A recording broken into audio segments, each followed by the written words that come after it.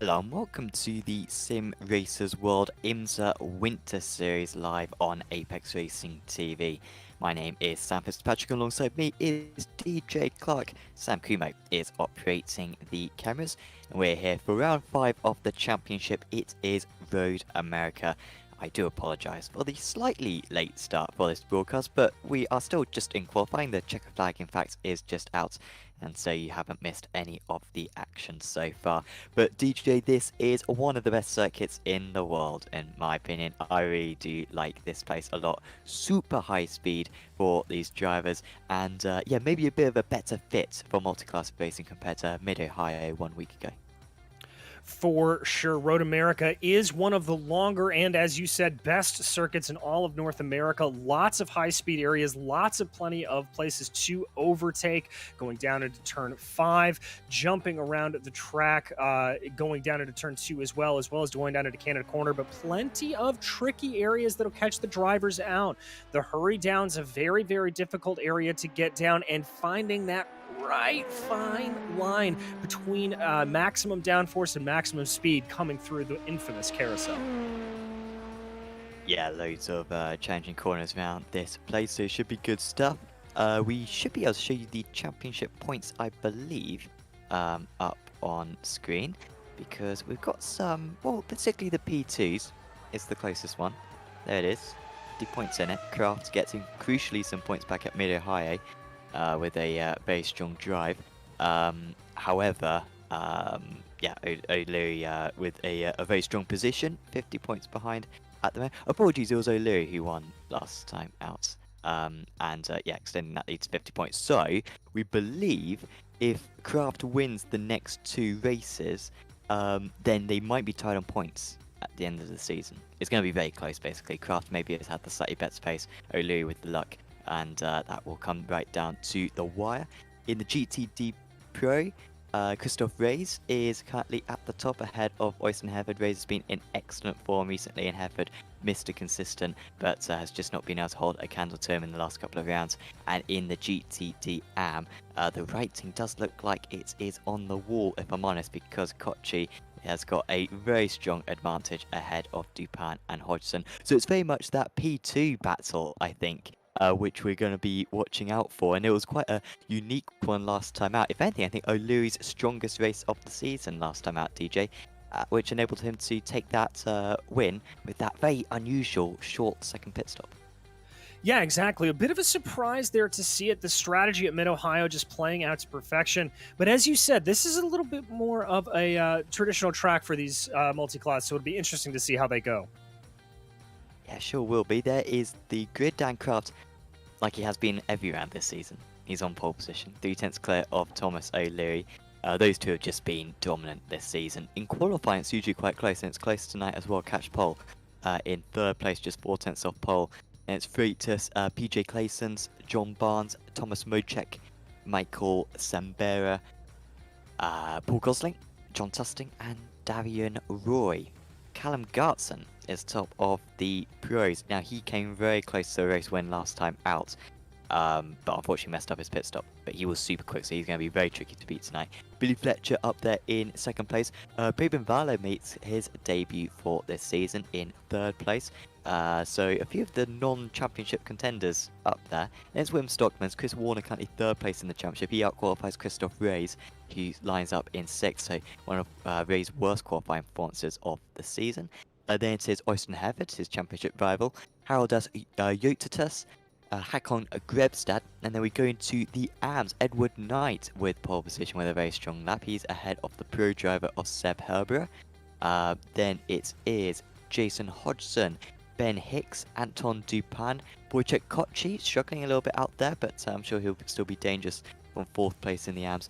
Then it's Neil Cooper, which with a very disappointing qualifying, so 2 for Southby actually in 28th overall. Then it's Uraj Valle, Craig Jones, Kevin Stringer, Euron Kaiser, and Nathan Healy rounding out the 33 cars here tonight. So I think if anything, maybe that GTD Pro field, the most interesting, at least at first glance for me there, DJ, because, you know, we've got Gartson, who's not done the whole season.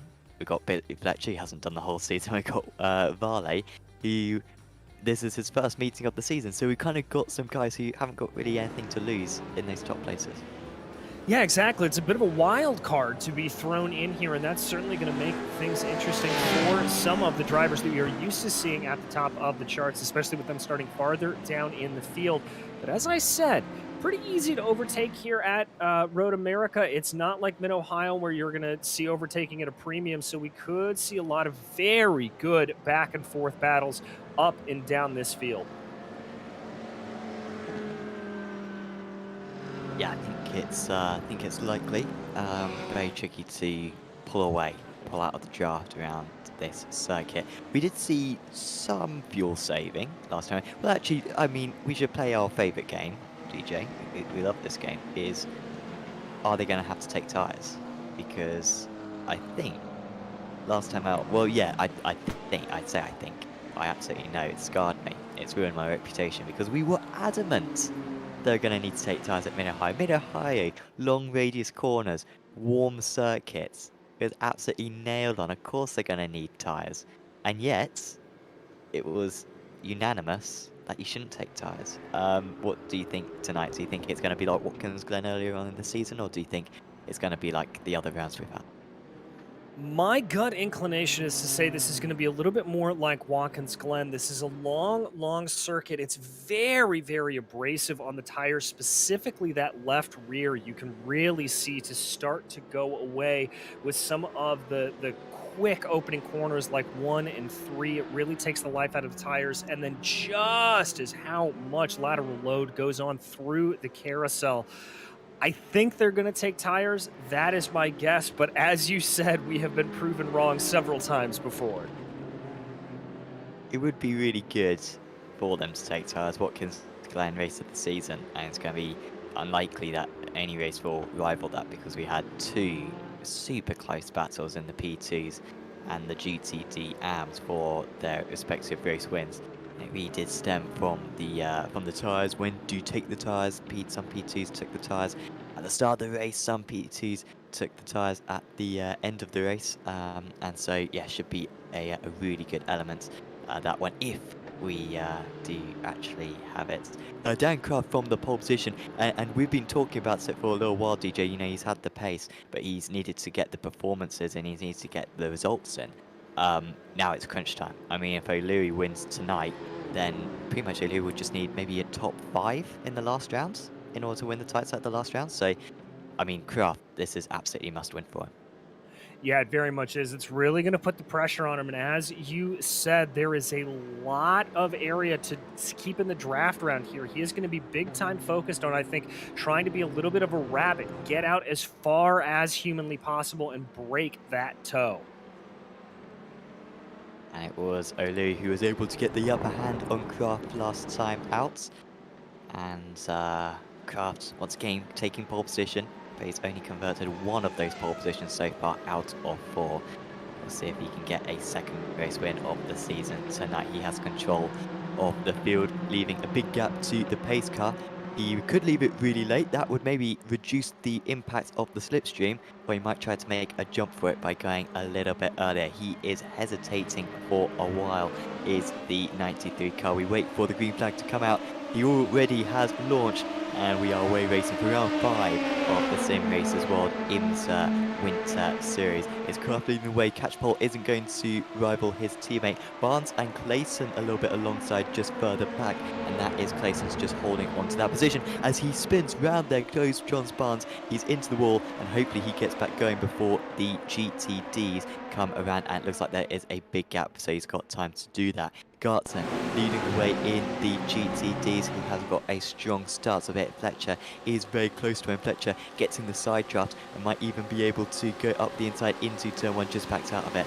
He knows there is a very long race to come up, as very high speed behind him. Varley nearly making contact. Varley nearly spinning as well as he ran slightly wide through turn 1, and that's put him under big pressure from Wim Stockman. Put him off the back of the top 2 ever so slightly in the GTD, and Edward Knight still leading the way. Dupin and Hodgson in 2nd and 3rd. Everything very, very close here. Some good side-by-side action right up ahead. Ooh, that's getting a little bit hairy up there at the tail end of those GTD pros. Everybody coming down into turn 5. Careful, boys. You don't want to go too rough through there. Everybody makes it through cleanly. Now Hoist and Hereford managed to get that one stopped, or maybe it was Utitus who was struggling to get it stopped. As you see the cars alongside just ahead, this is not a good corner to do it. There's maybe a little bit of contact from the BMWs, and now Utitus sees his opportunity. You can see Hereford being pushed on the outside, but he's not able to quite get ahead. Hereford runs wide, and that is going to demote second place in the championship to 9th place in this race. He has got a few teammates ahead of him who may allow him past, but that's still not the start that he wanted whatsoever. As he looks at the back of his teammates' rear wing, and even Edward Knight, now leader of the IMSA drivers, right on his tail. Already, we've got one lap in the books in the P2 cars. Kraft still leading the way, but that is Clayton's getting ahead of Freitas, so he came close to making that move right at the start of the race. He has now made it stick his up into 4th place.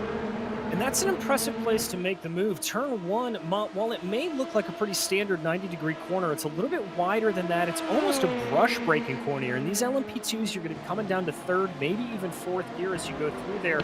Checking back in on battle for the lead. O'Leary doing a good job of just doing what we talked about at the beginning here, Sam. Keeping in that draft of Kraft, not letting him slip away. If he's able to do that, he'll be able to keep the pressure on him, see if there's an error to be forced out of Daniel Kraft, and he'll be able to save a little bit of fuel, maybe extend those stints a little bit more as the race goes along. There's a terrific train right now behind Anton Dupin, or about 10 cars, and they're so close. Like, our timing screen is just red, all red down there, yes, they're super close between those drivers at the moment. Here they are, they're all in a long train. Well, this is a little bit further up. Stockman's up in 3rd position, but he's got quite a train behind him, in fact. And the top 2 very much getting away. Varda did lose that position. I think that was on lap 2, was it not? I am not 100% sure. But anyway, they are very close to one another at the moment. And Christoph Ray's championship leader knows he just needs a couple of solid places. 2 top 10s would probably do the job for him, especially seeing that Hereford is nowhere near getting the race win at the moment.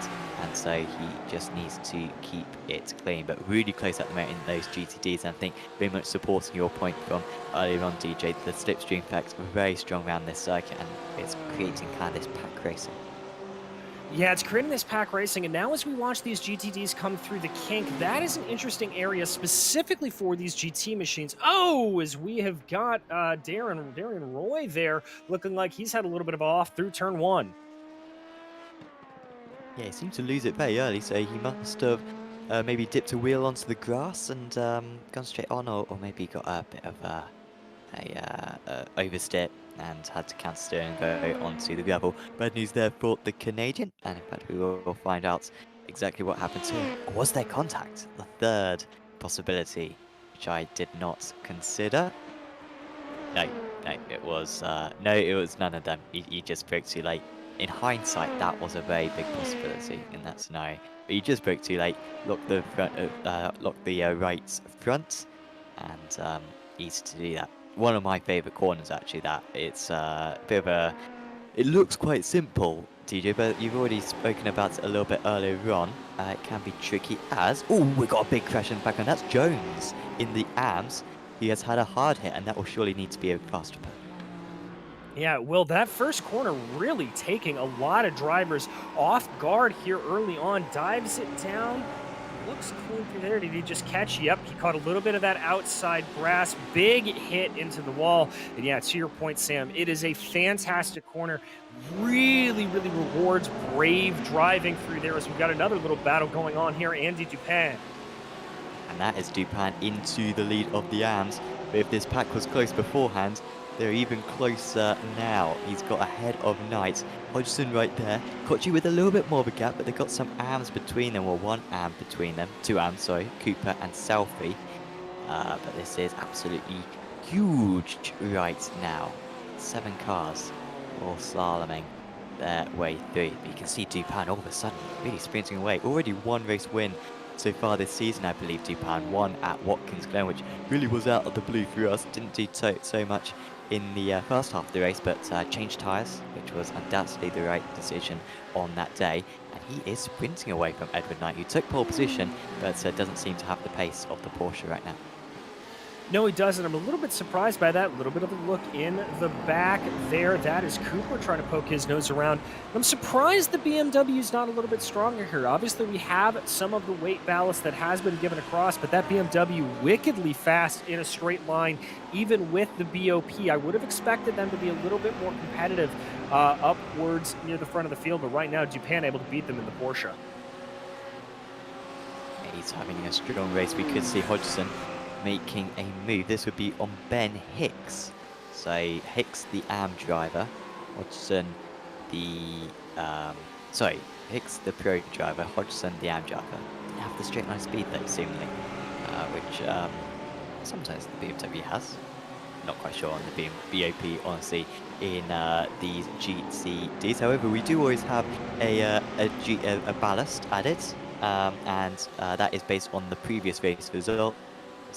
So 15 kilos for the BMW, 25 for the Lamborghini, and 5 for the Audi. That has varied this season. And so that is good news for the Porsche, for example, albeit, I say that, Dupan just dropping back into the clutches now of Knight. So maybe, I don't know, maybe Dupan's running a bit more drag, perhaps, in that car, because he seemed to really be pulling away in the middle part of the lap, but lost it all down the pit straight, and that straight to turn 3. Yeah, very well could be. This is a track where you kind of have to make compromises in terms of your setup. You either want to really trim out the car, get it good for the run from the carousel all the way down to Canada Corner, and on that first straight, is Tusting around there. That looks like on the exit of turn 3. Yeah, again, another driver who's had an issue, but has avoided the wall, similar to his teammate, John Barnes, who, apologies, not teammates. They've just got the same livery on my screen, but Barnes Quantum Racing, Tusting Boosted Motorsports, as we've got some furious racing here. This is Warner versus Hereford. Hereford is dropping back. It's not what he needed. As Warner got that one stopped, he has done. It was just very early on the brakes for the Ignium Motorsports driver. It's a miserable day so far for Oyster Hereford, who needed to win and hope for a problem for Christophe Reyes in both of the last 2 races in order to get back that points deficit. Currently, neither of those things are occurring, albeit you look at that track map, you can see at least P3 is not too far up the road. They're all still very close to one another. But in the right at the top, Gartson and Fletcher battling one another and really sprinting away from the rest of the pack. Yeah, they've got about a 4-second gap right here over Vale right now. So that is a good grouping for them. They'll be able to pull themselves away here a little bit more, and they want to try to keep that gap as much as possible. Watch out for these two not to squabble a whole lot. I think Fletcher is pretty content to just ride behind and ride onto the coattails of that Porsche here for the moment. Thanks to Simone Piastri for subscribing to Apex Racing TV. Super appreciate the support, because I was about to say how many subscribers we've got now. We've got 13.8 thousand subscribers. Thank you if you are subscribed. Contact, and that is between 5 and 6, 5th and 6th in the amateurs. That's Valo and Stringer, who have taken themselves out of contention. That was just when the race leader as well was going through. Valo now needs to make sure that he allows the other cars through, especially seeing that he's got a couple of teammates in that area of the track. But I think that may have been a bit of netcode, but it's very negative for those two drivers races. Yeah, the whole front end of that BMW really ripped off. And here comes the tricky part for Daniel Kraft. He's going to have to weave his way through here.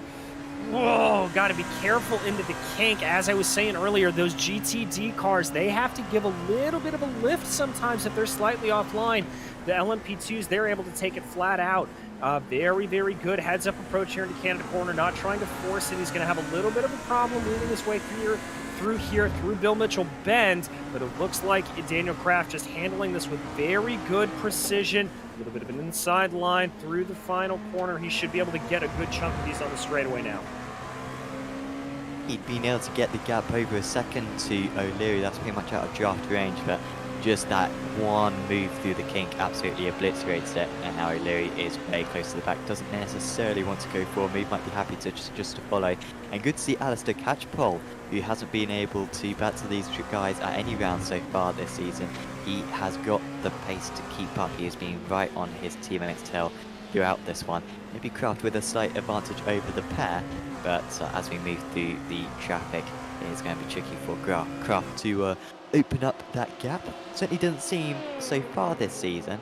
So there's necessarily one driver better than the others when it comes to the traffic. Oh, look at that big slide there for the Ignium Motorsports car. That was not quite sure who that one was, but that was very close. And again, still moving their way through this first tour of the GTDs is very tricky. And Kraft just making a little bit of a break, but that was risky though from O'Leary, and good heads up driving from the Lamborghini. Yeah, Kraft here just looking like he's dispatching these drivers with a little bit more calm and poise. I'm getting the sense O'Leary is really trying to push here, making sure he doesn't lose that gap up to Daniel Kraft, even though it has already grown up to about 1.2 seconds. That's going to be a little bit of a slow there. That's not where he wanted to catch that slower Porsche on the exit of the carousel like that. That was, I believe, Valid that he was going around. Just 2 more to go. See where Kraft catches these. It's going to be quite bad for him actually. Bill Mitchell, Ben, can he get the inside? He does. That wasn't too bad. And then he should get the last one on the inside into the final corner. No, he goes to the outside, but lost pretty much no time. So that was good. Not too bad for O'Leary either, to be honest. Just gets the inside into the final corner and then no hold up on the pit straight. So maybe gained a 10th out of that a little bit. But yeah, Kraft just opening up that gap. So I think it was fairly neutral overall. The gap's not changing too much. O'Leary was able to gain initially a bit, but then proceeded to lose it, and so Kraft back sort of outside of draft range, and he can try to open up that gap before they reach those cars for the second time. Yeah, exactly. The draft is really going to be effective here at about 8 to 9 tenths of a second. O'Leary will get a little bit of a sniff of it at that 1 second gap that he has right now, but he's still got a lot of room to make up. I think for him, he doesn't want to try to overdrive the car here. Just let the race come to him. When they catch back up to the GTDs, it is inevitable practically that Kraft will have to check himself up a little bit, and he'll be able to get himself back into that draft range. Not really many close battles currently in the P2s. Got to remember that O'Leary and Catchpole are teammates, and so it's very unlikely that the two of them will have any friction between the two of them. Which was a slight pun on their team name.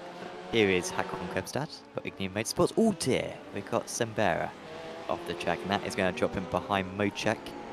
Where is Gosling? Gosling's a bit further back, so he'll stay ahead.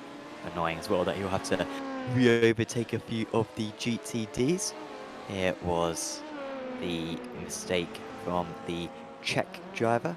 He's coming across the 198, who does move across slightly. And the 198, so we've got a problem for Ben Hicks actually. He's just had an off himself.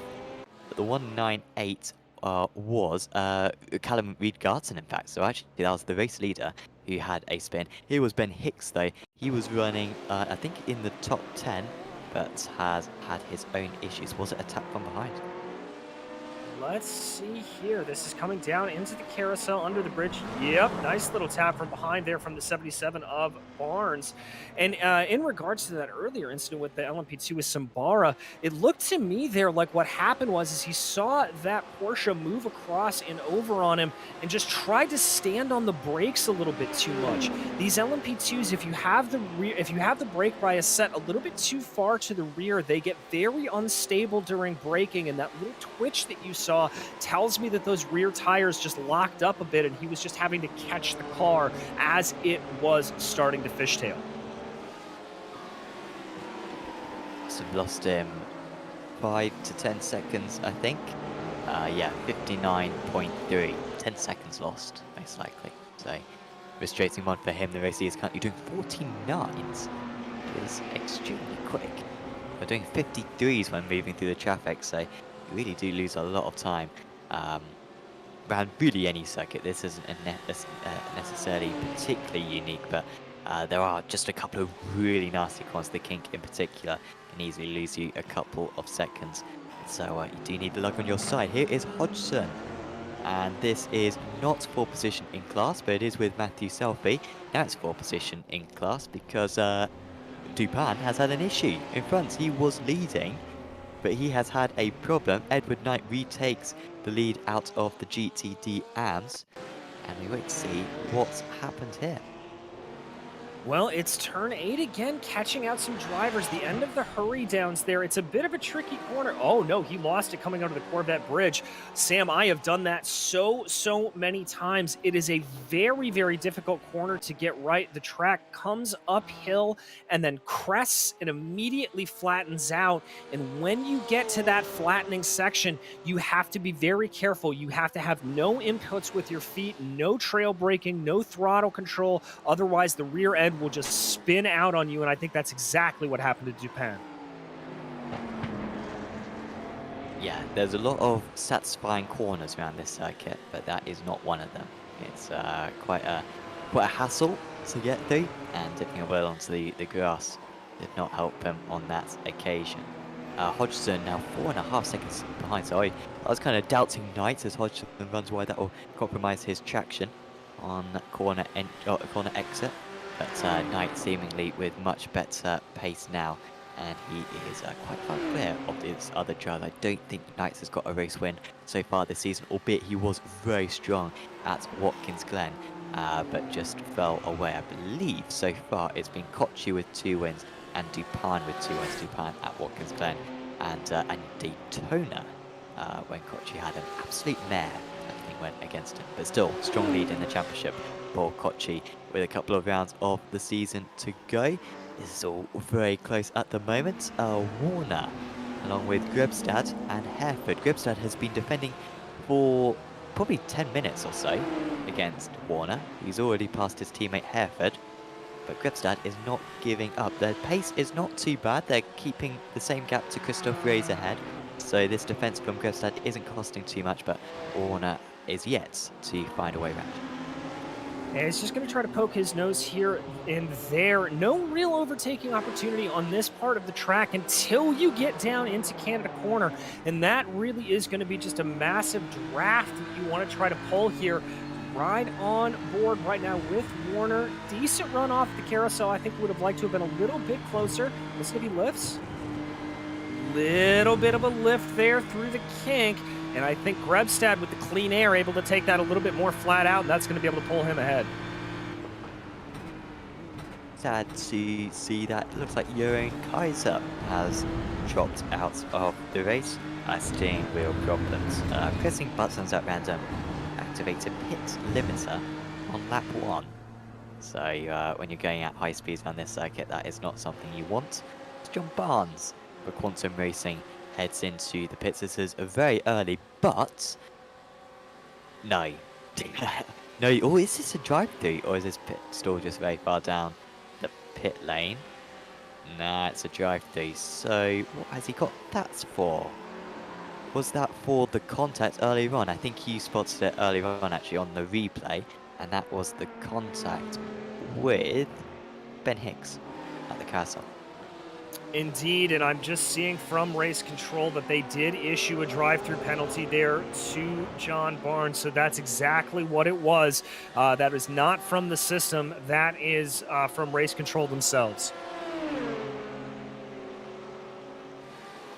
I believe the instant limit is 20. Yep, 20 instants, so some drivers might be close to that, but we haven't seen that being much of a problem so far this season, as Kochi is moving up into second place. He's got past Hodgson, and after an underwhelming qualifying, only being P4 out of the GTD AMS, he has stormed his way back through. However, back comes Hodgson, as there's been a problem for Reyes and Yotitus. In fact, we may come across these guys in a bit. There is Yotitus, Reyes, championship leader, into the wall. Now, how much damage has he got on that? I don't think he's going to be able to drive that for the next 40 minutes. He may need an unscheduled pit stop. And that is an odd place for them to come together. It looks like they've actually come together before the corner down the straight. Yeah, coming into turn 8, and let's take a look at this. So they're both able to navigate that tricky turn 6 under the bridge. This is turn 7, a bit of a flat out corner. Did Yotitis just get it wrong? Oh, and he bounced across the track. I was nearly into John Barnes again. Wow, well that could be significant for the championship, as Kochi moves ahead of Southie, and that is an AM passing a pro. That's based on Kochi's performances this season. That is no surprise. So yeah, big change there. We wait to see how much damage is on that car of Christoph Reyes. I believe he has. I think he did tow back to the pits. So that was very bad news for him, but he does have a faster pair to use, and so we'll be able to continue, but he does want another impact, and of course he will be losing some championship points to his main championship rival. Yeah, that's not what you want to see have happen as we now ride on board with Hodgson sitting in a bit of a popcorn position here to that battle up in front, coming through turn 3 right now. Hodgson didn't get the best run, but it looks like that Lamborghini may be a little bit fearsome on the straight. A Lamborghini with all the ballast, 25 kilos. Not a huge difference in these cars. They are already fairly heavy, and so adding 25 kilos isn't going to make a world of difference, but it does all add up, and in such a competitive field, even if that only penalises you by 1/10 of a second, it could still be significant, especially in a battle like this. Kochi just making a little bit of a break for it. This is kind of what I was talking about earlier on, how even when you do make a move around Road America, it's very tricky to resist the re-overtake later on. But I think now that Kochi's got that half-second gap, he should be able to start building up that gap to those two drivers who he has been battling with for a long time. Two other drivers who have been battling for a long time are Grebstad and Warner. And still Grebstad is holding on. Can Warner get past? No. Do you think he's maybe fuel saving here, DJ? Or do you think he's still going for the move? I think he could be fuel saving just a little bit. Obviously, you use less fuel around this track. That's less fuel that you're Stockmans. Oh dear, that's a big problem for Stockmans. Has he hit the wall? He has. The Bill Mitchell bend. 169 is going to need repairs. Yes, he is. Oh, look at that car. That does not look good. Let's see how it goes on the straight. Yeah, steering is all out of sorts there for Stockmans.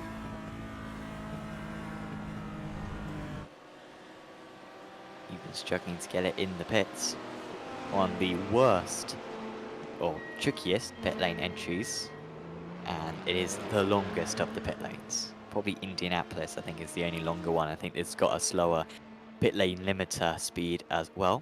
Now Mocek has had a problem, and that's the same corner, and now he's, well, I thought he'd spun it there. Sembera has gone off in sympathy. Oh no, he's hit the wall as well, and he's gonna have to do the whole lap now, potentially with damaged steering. What is his onboard like? Mocek is going to need to take some repairs of it. That car looks clean. Sembera's car is not clean. That is going to need some repairs. Yeah, you can see there on the left of your screen just that little bit of carbon fiber slightly out of place there. Now, it will be drivable, but he's going to lose some downforce and he's going to lose some stability. You can see they're coming off of the corner. That car just wanted to drift out to the outside. A lot of understeer in that car. It's just not able to really grip down and bite the track as much as he'd like. Yeah, it looks like the steering is slightly to the left. So it'll be excellent through the left-handers. There, he'll be superb. But through the right-handers, it will handle like a truck. So, not good for him. In fact, no, so he's having to counter-steer to the left, so in fact, through the right-handers, it will steer well.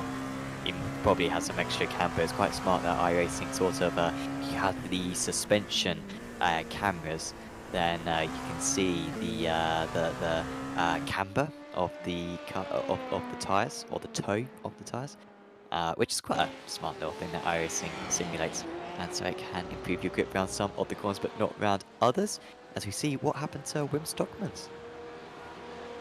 All right, so he comes up through Bill Mitchell Bend. He just caught the grass. Very, very easy to do. That corner is flat out in pretty much every car you take around here at Road America. But the trick is that you have to be on the picture-perfect line and able to make it work. And Stockman's there just a little bit off. That caused him to run wide. Would have been a strong result for the man who started in third position. Oh, as we got Dupin off the circuit now. Second place in the championship. Can he avoid the wall? Just about. And was that with Hodgson? I was sort of looking away, so I saw that. But yeah, it was with Hodgson. He moves back up to P3, so Dupin losing time to Kochi and co. So Kochi was unable to pull away. Then you see the move here from Dupin, looking to the inside, but just was never getting stopped. No, that car, you could see it just squirrely there under braking, trying to carry a little bit too much speed into the corner. Turn 1's not really an overtaking zone. You can get it done into turn 2, but turn 1 is very, very tricky unless you have a lot of overspeed and are traditionally around the outside of the corner.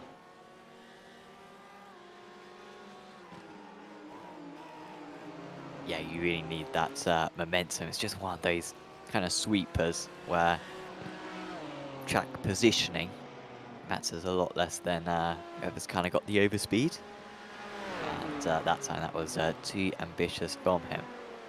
Back with the Grebstad defense. If anyone wants home security, get Hack on the case, because he does not let anything past. And it's probably helping his teammate Hereford a little bit, who all of a sudden is having a much better day after his championship rival Christoph Ray's had a problem. Ray's now a lap behind these drivers, or not a lap behind these drivers, but a lap behind the GTD Pro leaders. You can see there, he is the number, I'm not sure which number he is actually. He might be being hidden at the moment by that P2, which is just overtaking. But he is around that range at least. I think you see him, there you go, the number 1, 16th, 10th place. I could just look at the timetable. He is in 10th place. He's the dots with the 10 on. And so kind of in amongst the leaders in the GTDs, but one lap down. That is an excellent exit there for Chris Warner. He could have a chance at Grebstad here. Could indeed. He's going to poke his nose to the inside here of turn 5. This is a hard braking zone downhill. Is Warner going to try to go for it? He is. They're going to be side by side. Warner gives him a little bit of an elbows out move. They're going to have to come up here under the bridge, and he's got it.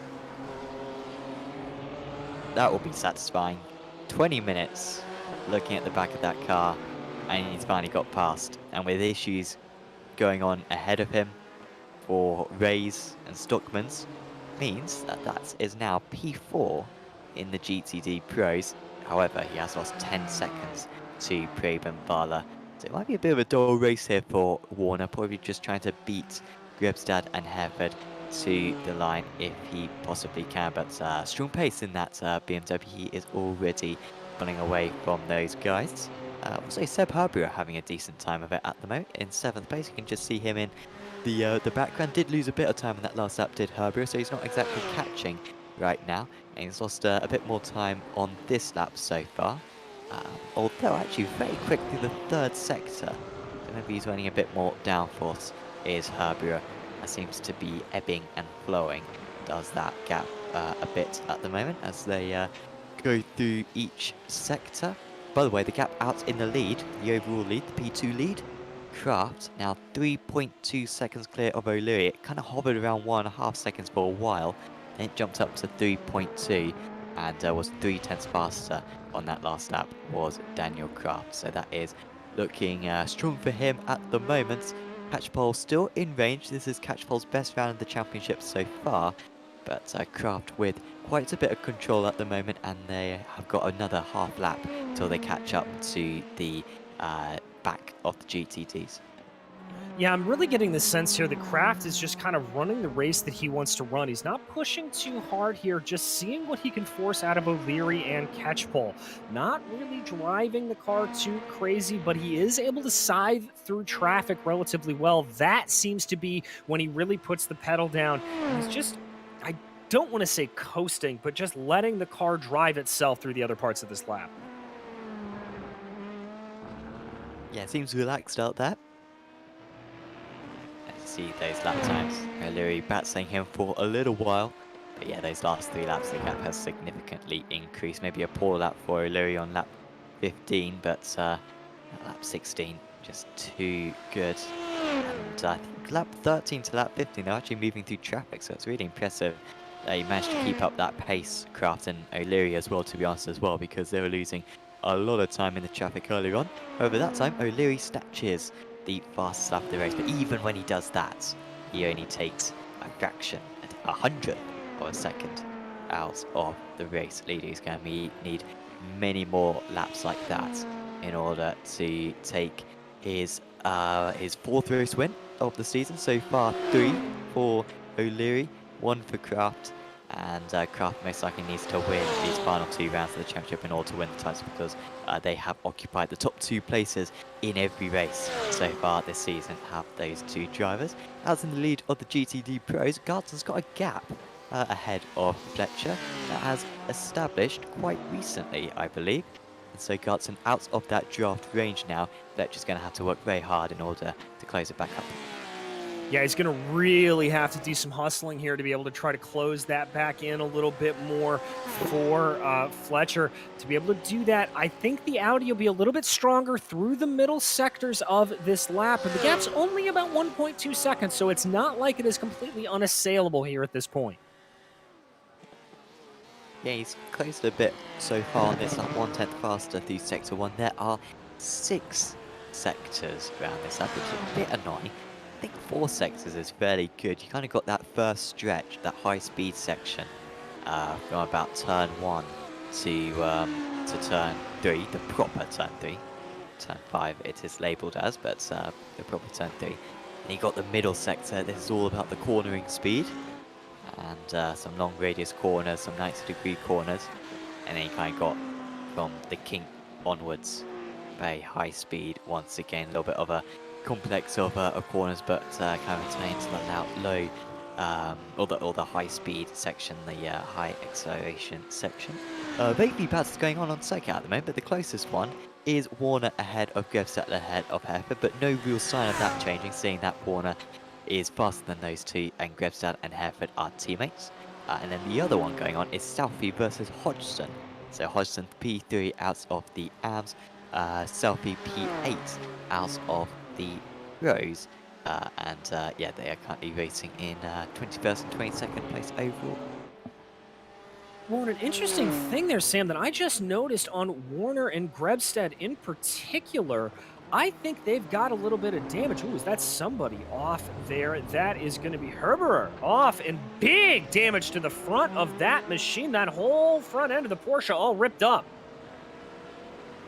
That is going to be some repairs. Fortunately, the engine isn't there, but it'll still do in his steering. Lots of mistakes so far here at Red America. Oh, as he...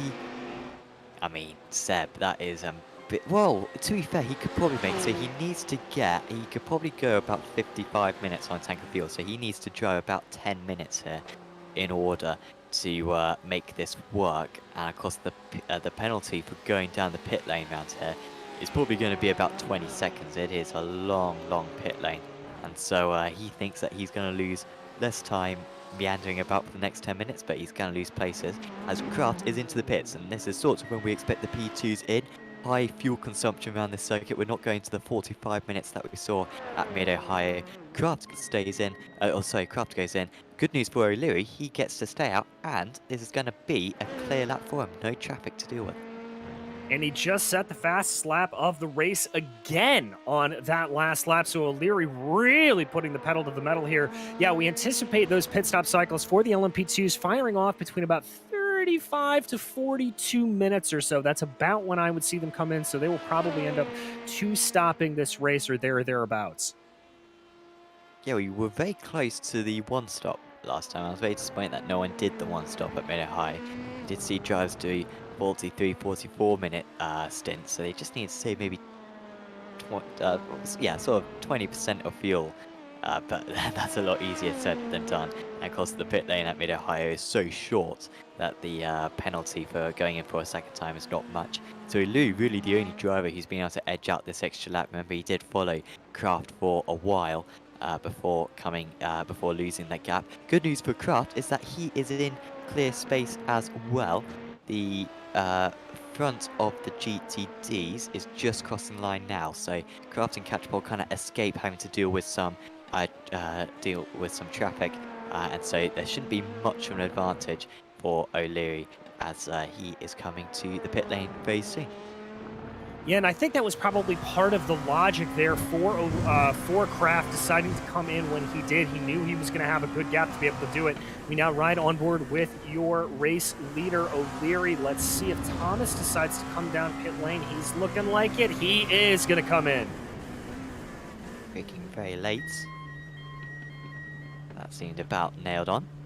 It is I think it's like a range. You don't have to necessarily get the speed down across the line, but if you slow down a little bit after the line, then you kind of get away with it. It's sort of how fast your average speed is over sort of a 20-meter distance or so, I believe.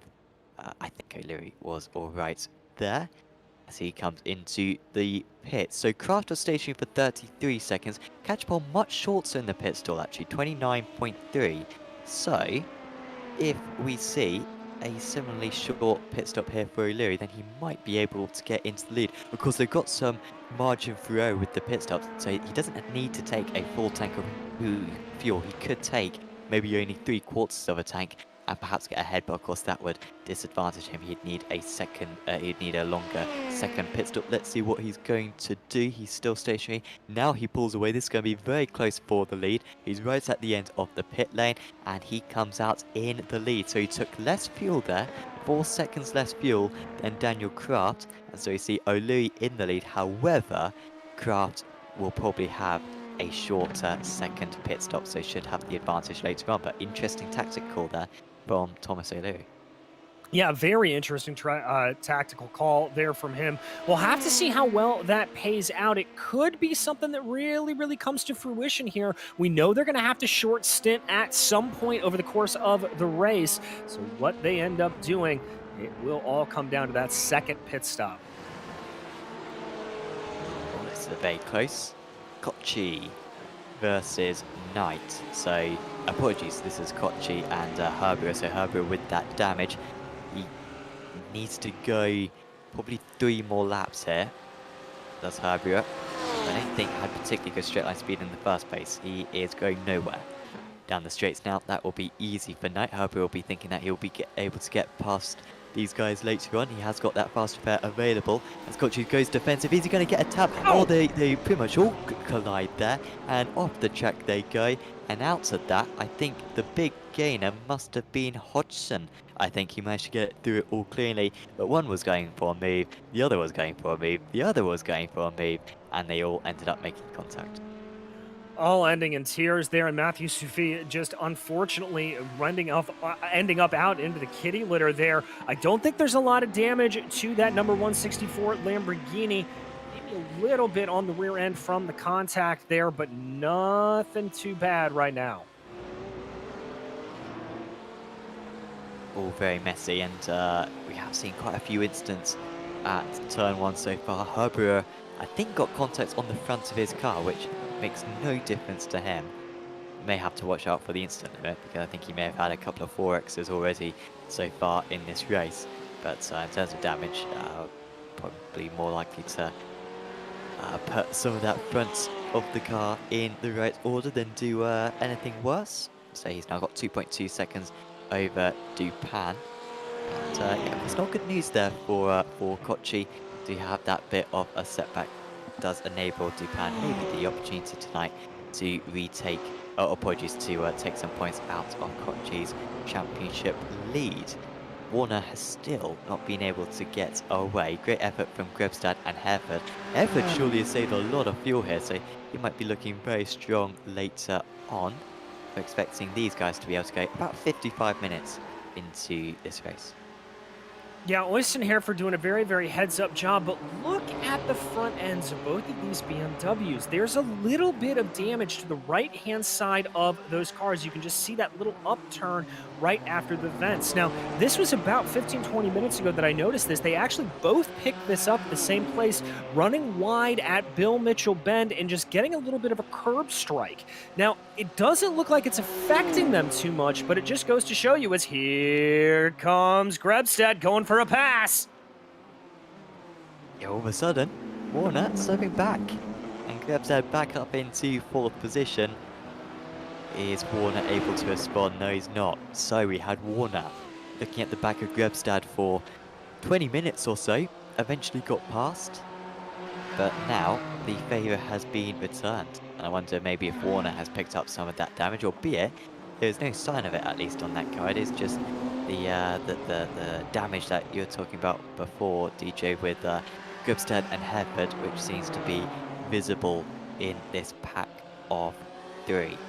So let's see if Grebstad is able to pull away this time. But of course, they'll be thinking about fuel saving as well.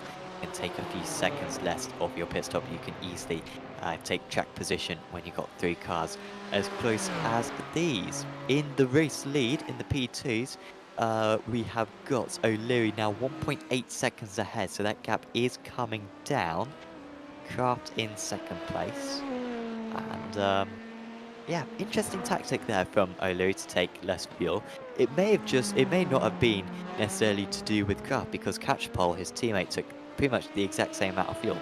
So it may have been a pre-planned thing where they're going to try to even out the 2nd and 3rd stints, whereas Kraft just loading the P2 car, the Dallara P2, up with fuel. But, I mean, really, Kraft needs to be opening... O'Leary needs to be opening up this gap, because he's got slightly less fuel right now. And so, might have an opportunity to pull away, but no sign of that so far.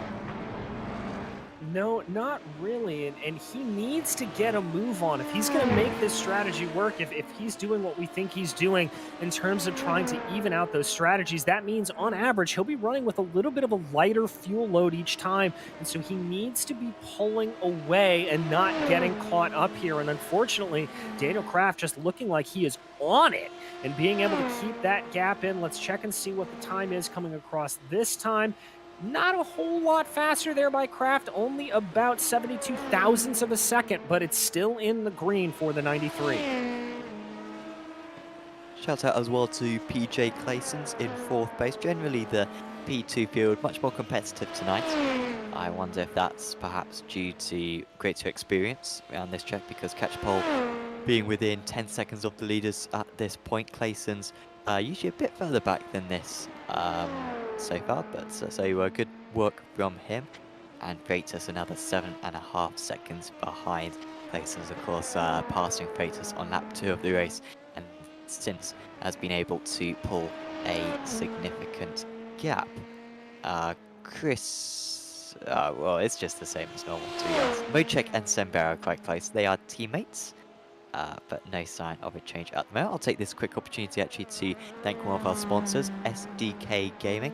SDK Gaming providing our overlay as far as Warner. That's saying again with Gripsa, so they are very close. Yeah, SDK Gaming providing our overlay. See the timing towers on the left, really good element for the multi-class racing, of course, with all the single-class racing as well that we do on Apex Racing TV. Our cameras are synced up to Mr. Sam Kumo's cameras, so he is our broadcaster, and he can pick whatever camera he wants, and it automatically transmits that over to our iRacing simulator, so we can see it as well. It is terrific stuff. And of course, we also use the live timing software as well, and you can also use SDK Gaming as a heads-up display for whilst you are racing, so do check out sdk-gaming.co.uk in order to get yourself a subscription. As we see Warner getting closer and closer, he could go for a move here. These guys don't seem to defend against Warner. They sort of always leave the doors open, but that time he was in the right position to do that. Grebstad, he wasn't under pressure. He remains in 4th. Remains in 4th, and yeah, to your point about not really defending, I'm getting the sense that they're not necessarily fussed here, Grebstead or Hereford or Warner. If they get past, they know they're pretty equal on pace. They don't want to push each other too hard. If a pass is going to be made, fine, let it happen. That seems to be what the mentality is from this battle of three. Now, they've got Barnes coming up behind them right now, and LMP2 coming through the carousel. LMP2, obviously, with a lot more downforce, going to be able to power around the outside, even though that is a little bit sketchy. He's going to have to pick a lane here for Grebstead, and that's going to cost Barnes a lot of time having to check up through the kink. Yeah, it was kind of boxed in there. Was the 77. Did well not to make any contact. By the way, Kochi has just got past Herbura. So Herbura, with that damage, they collided earlier on, but Kochi has been able to finally make that move. Herbura will surely be in on this lap up next. I know fuel consumption is high around this circuit, but I would have thought he'd be able to get to the end of the race from here. 54 minutes, 53 minutes it will be by the time he gets into the pit lane. And so the German, he has got that significant damage, is losing him about a second to a second and a half a lap. One would think he will come in at the earliest possible opportunity, and it will give us a bit of an insight as well as to how far the fuel goes around this track, as he is into the pits. So very much backs up what we kind of thought. About 53 minutes the fuel Herbura is anticipating it will last him, and so he makes his one and only pit stop here. We are not expecting any tyre changes, or I'm not expecting any tyre changes at least, but DJ, you put your money on a tyre change, so we're about to find out what's going to happen. Yeah, I think the GT3s may not change tires here, but the LMP2s, that could be a little bit of a different matter. We'll have to see. Waiting. Ooh, as this is getting a little bit spicy with the leader working his way through. O'Leary in that battle between Grebstead, Warner, and Hereford that we've been keeping our eye on. Yeah, and the gap is now down to under a second, but he can't find a way past. He eventually does get past, but he lost probably about 0.3 of a second right there, did Daniel Kraft. Not what he needed whatsoever. So the gap initially came down. Varley's had an issue. Is he still off the circuit? I think Varley's had a big issue from P3 in the GTD Pros. Oh, he's hit the wall. He has hit the wall. Preben Varley on his debut in this series, making a mistake, seemingly through the kink. Albeit it was quite far past the kink, and now he's off the circuit again, probably picking up another 1x as well, which will not help himself whatsoever. Moving past is Grebstead, Warner, and Hereford. That's a battle. And fortunately for him, that was a good time to have a crash, because he will be able to come into the pits. He won't need to make an extra pit stop, but this crash, this recovery has lost him probably 20 seconds or so. And look at how bad that suspension is. He is almost on full lock to the left, just trying to keep that car pointed straight. That is some massive damage there for Vale. Yeah, he's got lots of steering lock in that thing. So just looking at Herbura's pit stop then. Herbura was stationary for 36 seconds. So that doesn't look like he took tyres. So yeah, Herbura, or that is a sign at least that the drivers won't need to take tyres in the GTDs. Oh, there it was. What do you think about that one? That is Barnes once again, and Barnes with a high-speed impact there. Do you think Barnes should have been more better there, or do you think Varley should have been more conscious of the cars around him? I mean, ultimately, at the end of the day, it is the job of the LMP2 to find a way past. I would say Vale was running his racing line there. That is how you take that corner, and Barnes should have probably been a little bit more aware that he was going to be drifting across there, as that is the way you take that corner.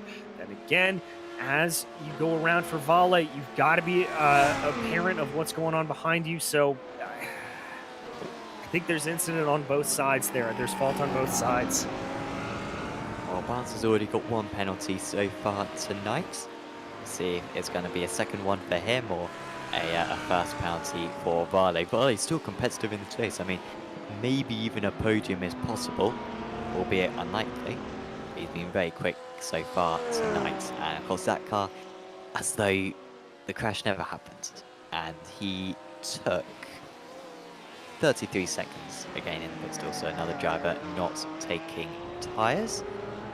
So he continues on his way, and he is still ahead of Stockman's then. Stockman's will need to make another pit stop. He pitted too early in order to get to the end of the race, albeit he will be able to go for the next 50 minutes. So he did take fuel at his emergency pit stop, but just not enough to get to the end because the fuel tank is not big enough. Warner is gaining by half a second on that last lap. Personal best lap of the race, and they are dropping Hereford ever so slightly. Yeah, strong lap actually for Warner. He was the fastest GTD of anyone on that last lap. Yeah, he was. So definitely some good times there for him. You gotta love to see that for Warner. Now, as he tries to close in on the back of Bredstad, almost running off into the grass there a little bit, but he's not going to be able to make the move as that was Clayson's sweeping on by him in the LMP2. Yeah, that's when you got to be conscious of your mirrors so that you don't move to the inside lane, if you will, just as a P2 storms past. But Warner, very experienced driver, not going to be making any mistakes like that. Kochi into the pits, which is an interesting one. He, of course, had that off at turn 1, so he may have picked up some damage from that, and that would explain why he's come into the pits slightly early, albeit we are expecting the drivers to be able to last maybe one more lap after this before having to come into the pits, because the fuel consumption around here is so high. It is all straights and very few sort of, yeah, very few corners basically. You know, you just got long straights, and that is going to eat up the fuel. Yeah, exactly. That will really do it. And the flip side of that is you will be able to save a little bit of fuel, lift and coast a little bit as you go around, but it is a very, very thirsty track no matter how you cut it, Sam. So yeah, drivers probably in this lap is what I would guess. Bad news for Wojciech Kochi. 47 seconds stationary. That is about 15 seconds longer than we've seen the other GTD cars. So maybe something holding him up there. Doubt it would be a penalty. A penalty would be larger than that. It's not tyres, because tyres would be larger than that unless he took 2 tyres. And I mean, that would be a terrible decision to make, because taking 2 tyres on anything that isn't an oval circuit is usually a recipe for disaster. So really not sure there if anyone's got any information what happened to Kochi there. Would be useful. That will be setting him back a little bit, unless maybe he didn't take his fast repair, maybe took some repairs. That is a possibility as well. As we see Hereford, who, yeah, whenever looks like Hereford is dropping away from these guys, he immediately gains back all that time, and he is right back with these pair once again. Well, and that would tell me a little bit back to that concept of fuel saving, that's a little bit of what he's doing, that he is just lurking behind here, not pushing ahead too hard, being a little bit more cautious about everything and not going all out on it. So I think this is a good heads-up play here from Hereford. I think he's got a lot of speed, and he is just waiting to show his cards until later in the race. Another shout out to Virtual Racing School, by the way. Virtual Racing School with 50 plus data packs for road and oval racing. Those data packs including setups, track guides, their data analysis software, and one-on-one coaching. If you want to improve your performance in a variety of vehicles on iRacing, do visit virtualracingschool.com and get yourself a subscription. And a big thanks to them for sponsoring this broadcast. So, still, the leader's not coming in, so they've gone a bit further than I thought, actually. I really thought that, you know, it'd be 54, 55 minutes that they'd last, but actually, going to get past the 55-minute mark at least. We have seen a fair few GTDs in, but a lot of them with damage, so sort of electing to take that early pit stop, that damage affecting their decision. And we've got a couple more in now. So Grevside comes in, Warner comes in straight behind. That's not good news for Warner. He has to take account for where his rival is braking. And now it is, well, who can put in the least amount of fuel? I think, at least from what I've seen, I think Warner's been the following car for the most part in this race, DJ. So one would expect he should be the one who has a little bit less fuel to take on. Yeah, that's what I'd have to imagine he will be as well. But we'll have to see as they come to a stop here. Looking behind, I'm seeing Dupin coming in as well, that third place in the GT3 AMs. And Dupin did have damage. A lot's happened in this race. I'm sure he had one problem, didn't he, Dupin? Certainly looks a little bit of damage on the back of that car. Yeah, he had the problem at, well, maybe didn't pick up damage. He had the spin at the uphill left-hander. So, not sure how much damage he picked up. And that also former race leader Knight into the pits. So, Hodgson stays out. And Grebstad is ahead of Warner. Now, does Warner have a problem here? He does have a problem. No, he's taking tyres. Gosh. So one person is doing it. This is what we want to see. And Knight is doing it as well. And Knight was the one who lost out most of all by not taking tyres at Watkins Glen. So maybe that influencing his decision. So we have got a split of strategies here in the GTDs. And we wait to see if it is going to work out for Warner. He's got a lot of time to catch up. Yes, he does, but as we've said, very abrasive surface around here. A lot of load put on that left rear tire in particular. It could pay out well for him to be able to take tires, but he is going to have the world to catch up on. Just looking at Warner's pit stop time as well, 50.88 seconds. Which isn't enough to take all 4 tyres. I think it's usually 26, 27 seconds. With the tyres, whereas he's only taken sorts of 17 seconds right there. So I'm not quite sure what's gone on there. How long was Knight's? Yeah, Knight was 1 minute, which is what you'd expect. So did Warner not take all 4 tyres, perhaps? Would be really helpful if we had animated pit crews in this scenario. It would be really helpful, iRacing, if you're listening along. You know, we would appreciate it for road racing. But yeah, I don't think he's taken all 4 tyres there, but we saw him on the jacks, didn't we? So he's taken some tyres at least. Could be a possibility where he just took left side tires, for example. Normally that's a move you normally see in oval racing, but with the way this track goes, I don't think that's out of the realm of possibility. Could have only taken lefts, could have maybe only taken rears, worried about the rear tires going away and felt he had enough grip at the front end of the car. So there's multiple scenarios there to see what could have happened. Would be fascinating to know. Hopefully we'll have a chat with him post-race, or of course if any of his teammates are watching along, let us know what he is doing. Real risky to take 2 tyres. I mean, maybe if he's done the training for it, then fair dues. But yeah, bold from him. So is Hodgson going to now be in the lead of the AMS? Valo is rounding the final corner at the moment. Hodgson still with a long way to go. Valo is going to retake the lead of the race. He's just crossing the start-finish line now. So he will move past. Will Dupin be able to get past? That'll be close with Dupin. No, he's going to wedge himself into the middle. So Valo leads the way now. Dupin in... Hodgson in 2nd place. Dupin in 3rd. And Knight with the fresh tyres, remember.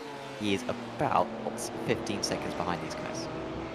Yes, he is. So he's got a lot of time to make up here. But with those fresh tires, we'll have to see what kind of lap times he is able to put in. He does also have Sebastian Herberer to get around. That is not in class, but it is the same type of car as the GTD Pro machine.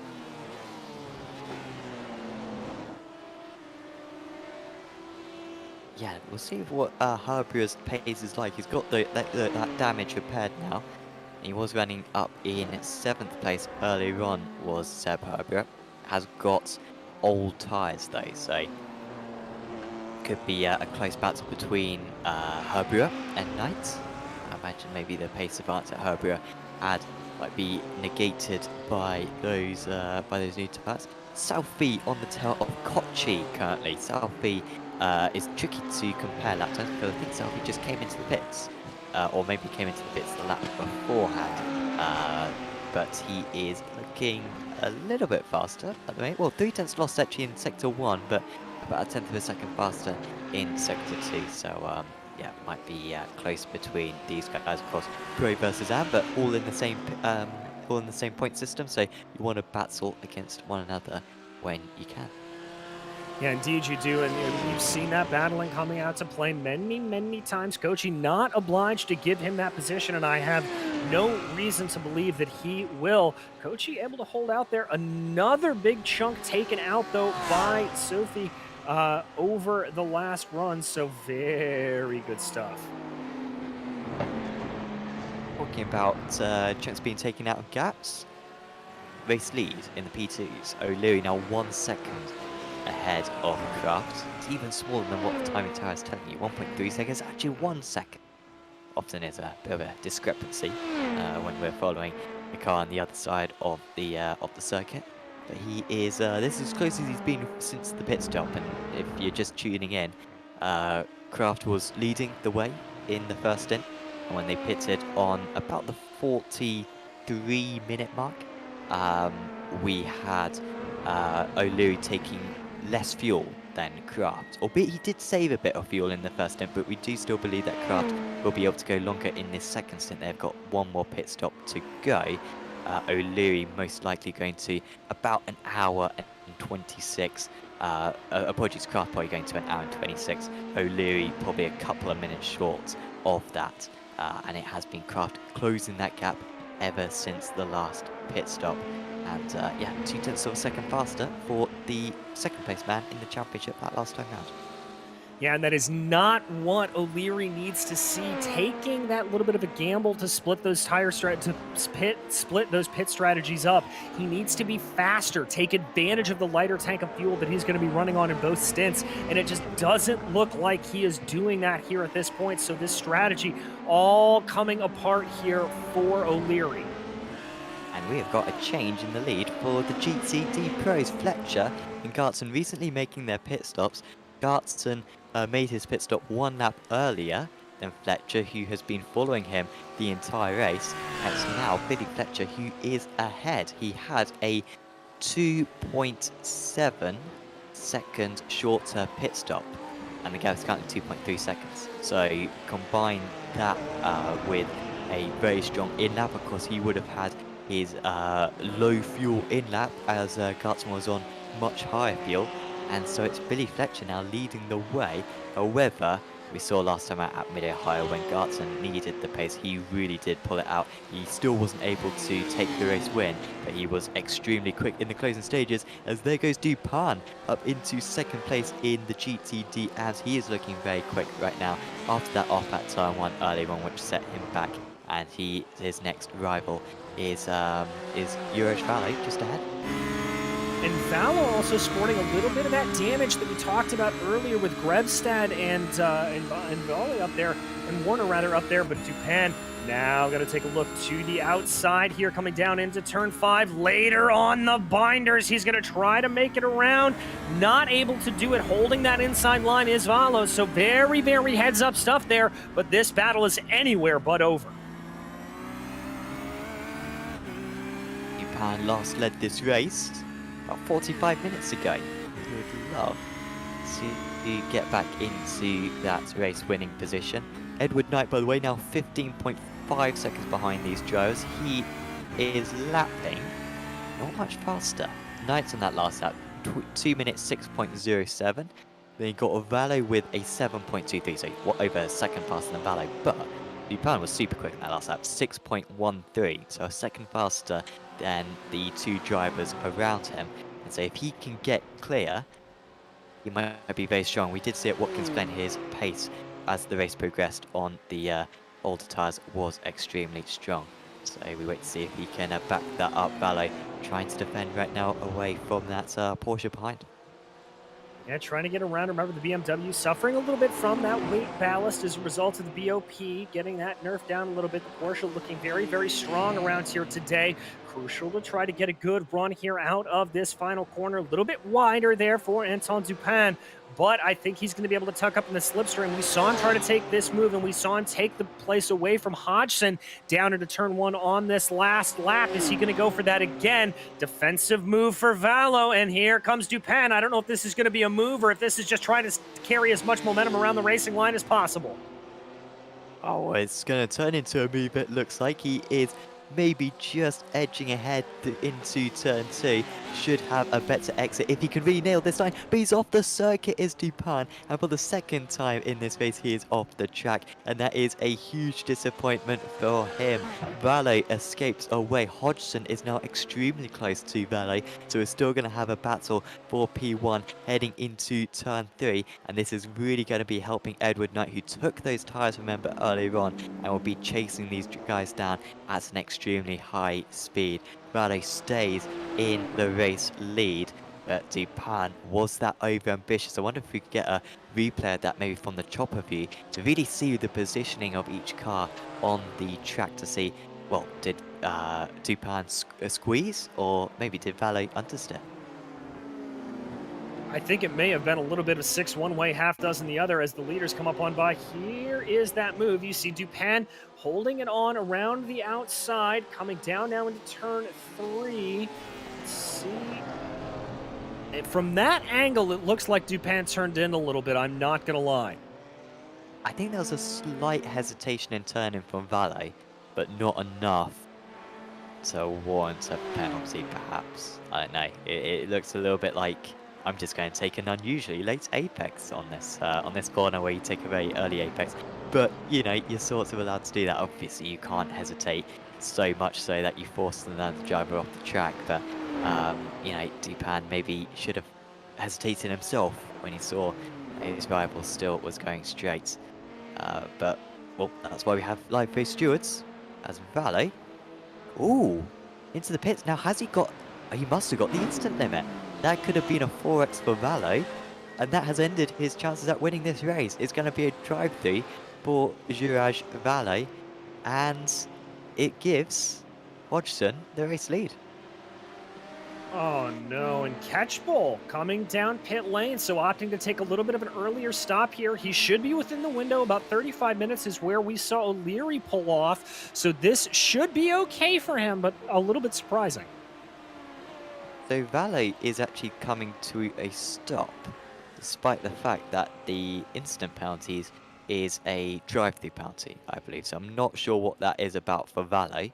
I didn't think he picked up any damage. It was a very small hit and on the rear of the car as well, so not usually as big an effect. So that's a shame because it was looking like a good four-way battle for the win in that GTD AM category, but instead leaves Hodgson, Dupin and Knight. Still running. Knight has been averaging about a second a lap faster than those guys the last few laps. However, it's a very long lap and we don't get a whole lot of them in the time that we have remaining, so he does still need to be quick, as in fact the P2s come across Dupin right there.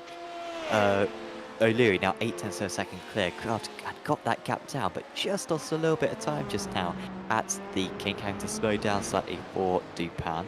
But Kraft knows he's probably got more fuel in the car. And what he doesn't want to do is give Kraft the slipstream, because that's what saved Kraft. That's what gave O'Leary extra fuel in his first stint, as we see him in. So that's a bit earlier than what I expected, honestly. That's much earlier than I expected. I thought he'd be able to go further, O'Leary. He's into the pits, though, for his second pit stop. And Kraft, that is excellent news for him. He's now got some laps here where he can really push with that low fuel. Yeah, and that's what he's going to want to do, is just absolutely go for broke here. It wasn't like he was being held up necessarily by O'Leary. He was just catching in, but this is good news for him nonetheless. Oh, that's Valet off again. And that is going to be game over for Preben Valet in his debut. He has been quick tonight. Remember, was a solid P3 for the vast majority of this evening.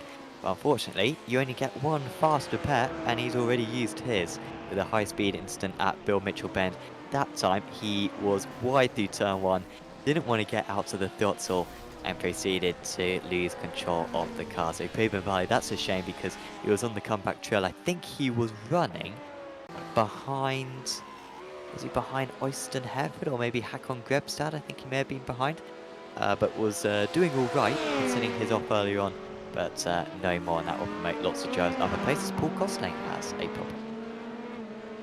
Exactly. Gosling a little bit off the track there as well. So let's see what exactly happened here to him.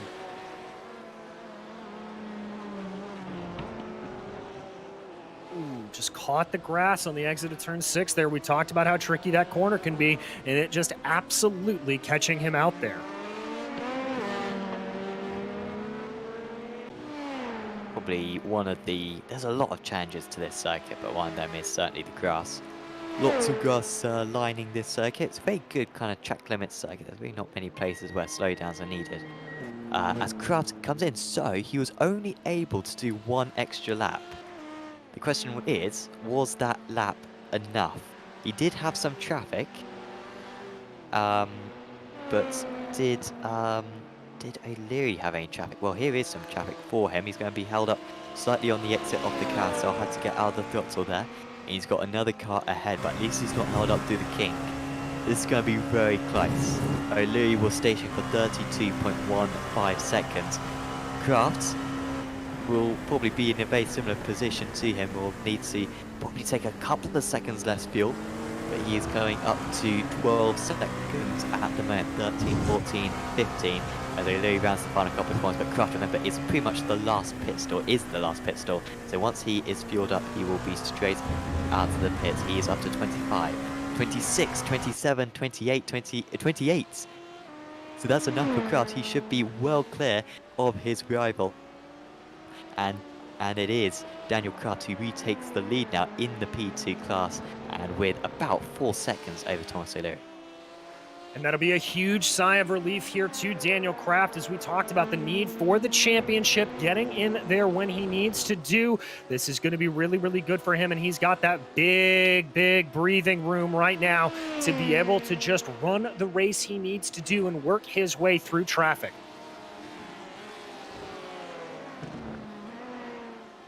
And he has... Well, it's difficult to judge the pace between these two, especially when they're so good tactically, particularly O'Leary. I was thinking at mid-high he didn't have much of a chance, but he ended up winning the race fair and square. But it does seem that Kraft has got a little bit extra pace. So that 4.7 seconds will be very tricky to cut down. And if it ended like this, Kraft would get himself right back into play. He would still be behind in the championship. He'd still need to beat O'Leary at the final round of the championship. Yeah, it'd be absolutely a showdown at the final race of the season in 2 weeks' time. Darian Roy is into the pits. Of course, no GTDs needing to come into the pits. All the P2s have come into the pits, apart from Paul Gosling. Yeah, Gosling just holding it out there a little bit longer. There's Tusting down pit lane, looking like he almost missed his stall there, having to sort of check himself up a little bit. But he'll come in and out as they continue to go down here. There is the number 2 of Roy coming to a halt in his box.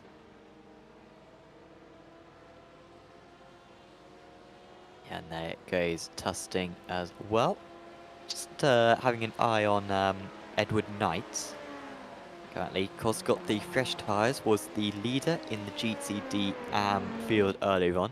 Decided to take tyres, which was very much against the grain. Doesn't seem to be working great for him at the moment. He's just had a very poor Sector 1. He lost about a second in Sector 1 on that last lap. So that last time was 2 minutes 6.79. So not a bad lap overall, but yeah, just a bit of a naff. Sector 1, at least as far as I am seeing, but a little bit better on this time round. On that last lap, he was actually slower than both Jason Hodgson and Anton Dupin.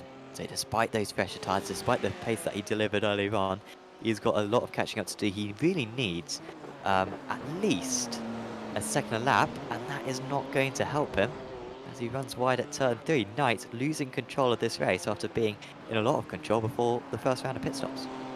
Yeah, Sam, and it looks like I was proved wrong there. Taking tires clearly not the way to go around here, and it really coming back to bite Knight here. That gap that he had, he was about 13 seconds up to the leader. He lost about 1.5 seconds to Hodgson just with that little runoff going down turn 5. Probably his best bet is going to be what happened at Watkins Glen when we saw some of the drivers. Well, Knight was the main driver. He did not take tyres. There was another one as well who was doing quite well, albeit I forget their name. I think it may have been Hodgson, maybe, who didn't take tyres as well. and it was absolutely disastrous for those drivers. They were losing 4 seconds a lap, 5 seconds a lap by the end of the race. So if something similar to that happens, if you get your tyres down to 10% or so, then maybe that will really cause trouble for these drivers. Hodgson's pace at the moment is very strong. He's back on that last lap. He was only half a second off his best lap. That time round, a little bit further off. In fact, a very strong time for Dupin. Dupin closing by 0.8 of a second that last time round. So really, any one of these top three could still win this race, but I think Hodgson and Dupin, the most likely ones to do that. Yeah, I have to agree with that as well. Dupin's really just got to get the bit between his teeth now at this point, though, and really try to push ahead to the best of his abilities to try to get going. In the lead, down to just 0.7 of a second. Gartson, when he wants to go all-out pace, he is dangerous, and both these guys not with a championship to contend for. Both haven't done all the rounds this season, and so they can properly battle for it without fear of losing championship points. You can see that half a second faster for Gartson that last time round, and so Fletcher is going to struggle to keep him behind. Remember, Gartson leading all the way through the first stint in this race. But then, I think due to Fletcher requiring less fuel because he was in the tow of Gartson for the most of the first stint, Gartson had to take an extra 3 seconds in the pit stop, and that is why they are currently the order that they are. But Gartson, another second faster on that last tour round. Not a particularly poor lap for Fletcher there compared to the other GTD drivers, but just really quick for Gartson, and he is going to be in passing range by the end of this lap. Yeah, I think he will be able to pull up behind there in the Porsche. The Audi, not exactly known for its top speed, but certainly one to keep an eye for here through these middle twisty bits of the lap. Garden just starting to apply that pressure as much as possible here. To hear that no input like I talked about coming up through turn 6, you've got to be very careful through that corner. It seemed like going into turn 3, he was actually deploying the clutch. You could hear the engine. Here we go. Going absolutely silent there, saving fuel, which is unusual, seeing that he took 3 seconds more fuel than Billy Fletcher. I wouldn't have thought there'd be tights on fuel, honestly, especially seeing that I'm sure Gartson would have been planning on being ahead coming out of the pit stop, so he wouldn't have been anticipating a tow or anything from Fletcher. That is the scenario that they're in, so I wonder if he'll just stay behind Fletcher for a few laps, save a bit of fuel, get his numbers so that he's comfortable to push to the end of the race, and then really put some strong times in. Once again, lifting and coasting significantly. It's got very close as well for P3 in this class. Teammates, of course, Grebstad and Hereford. Hereford going for the championship, P2 in the championship currently, looking to take points away from Christoph Reis, who, by the way, has just made his second pit stop of the evening. So one would expect Hereford will be allowed past by Grebstad, but not necessarily right now. They might leave that till the last few minutes of the race.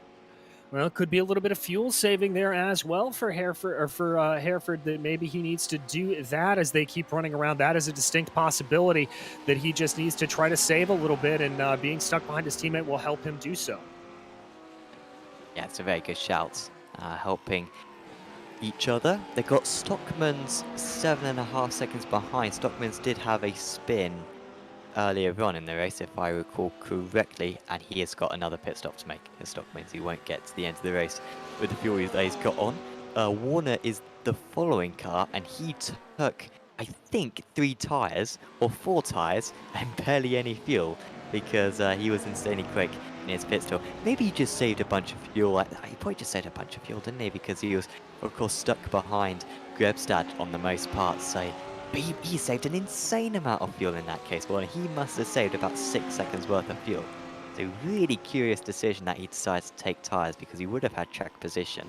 But yeah, wasn't confident enough with the tyres that he started on, and so wanted to take some new tyres. He is not catching very quick though as Warner. He's pretty much just matching Hereford at the moment, and so I've still got another 10 seconds to make up after losing about 16 seconds in the pit stop. We've only got 20 minutes to go though in this race, so he needs yeah, basically a second a lap in order to catch by the end of the event.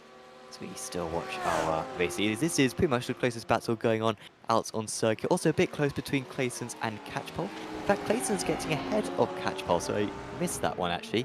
Clayson's going further in his second stint. In fact, Catchpole having a bit of a problem, I think. I think Catchpole took tyres at his last pit stop. 57 seconds stationary he was. And so, yeah, feeling the need to take some tyres, which hasn't been the case for most of these other P2s. No, and the P2s, I was a little bit worried about the tires, but this battle really starting to shape up a little bit. And Catchpole, I think, should have the advantage with those tires, but let's see what he does. Does not want to make a pass through the kink. He's going to lift off a little bit here, just kind of coast it around a little bit, let it come to him. You don't want to be too aggressive here as you go through, but it looks like he is able to get everything nice and easy, and there he goes. Back to P3 and back to all Brits on the podium, which you love to see it. And 2 Brits, of course, in the front of the GTDs, and this is as close as it's been for a while. Garton versus Fletcher. Fletcher is holding on for all he's worth, but that is good speed carried by Garton around the outside. Picks up a little bit of gravel on the outside. Fletcher defending for all he's worth. And he does just about stay ahead. There's almost contact between the two of them. That'll be a 1x picked up by Garton. Fletcher, though, survives that attack.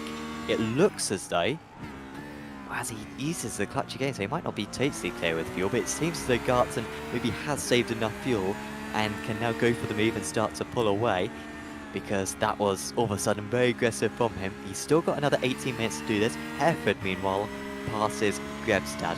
And that is sort of what we expected to see. Hereford took a lot of fuel at his pit stop. He took 9 seconds more fuel than some other drivers. So I wonder if Hereford is the only GTD who's actually confident about getting to the end of the race, because everyone else looks like they're fuel safe. Yeah, he may be, and I'm not entirely sure what that is. I mean, we haven't really seen fuel come to bear as a problem for a lot of these drivers over the course of the season, but as you've said a couple of times, Sam, this is a very, very thirsty track, so it may come back to bite here if they're not careful. Not a particularly good final couple of corners there for Gartson, but fortunately for him, he got this probably it must be close to a kilometre, 800 metres, 900 metre long pit straight, and then a couple of corners, and then another 800 metre curved straight for across the big braking zone into turn 3. This is very close for Garson for Altitude Esports versus Altitude Esports. They are both Altitude Esports, which is something I had not noticed, I must admit. So it's unlikely that they'll collide together, but well, this should support some good racing. They'll most likely leave cars width for one another, albeit we're very close on that last lap. This time, Fletcher is clear. Gartson not able to go for a move. So the lap's ticking down. 16.5 minutes to go. Yeah, 16.5 minutes to go. It's starting to be crunch time, especially for a couple of these drivers. Anton Dupin, Grebstad, Garton. This is the point where they need to start dialing up that pressure as much as possible. See if you can force an error. A little bit of a wiggle there out of Fletcher in the Audi. That car can be a little unstable under braking, and that's exactly what we saw right there. Final shouts out to Apex Racing Academy. Apex Racing Academy offering 29 data packs on both road racing and also dirt road as Hereford's. That's the car number 2 of Mochek, I think, going off the circuit. Apologies, Diane Roy going off the track. But seemingly back going, that was the reason for, I think, the strange line from the P3 GTD Pro driver. But yeah, Apex Racing Academy offering 29 data packs for rallycross and road cars, including some of the GT3s and the Dallara P2 as well, and those including setups, track guides. It's integrated with Virtual Racing School. Also get weekly group coaching sessions as well. You've also got the fantastic setup sync technology as well, provided by Apex Racing Academy. So do check out Apex Racing Academy, apexracingac.com in order to get yourself a bronze, silver, or gold subscription. As we tune back in with our leaders, gap half second, a little bit bigger this time for Fletcher, which is good news for him. Yeah, he'll be able to buy himself just a little bit of breathing room there. That'll be nice for him. But still 0.5 of a second, not enough to fully be out of that draft range. And Garton will know that. He just needs to keep it there for these final 15 minutes to really keep up that pressure, as I said.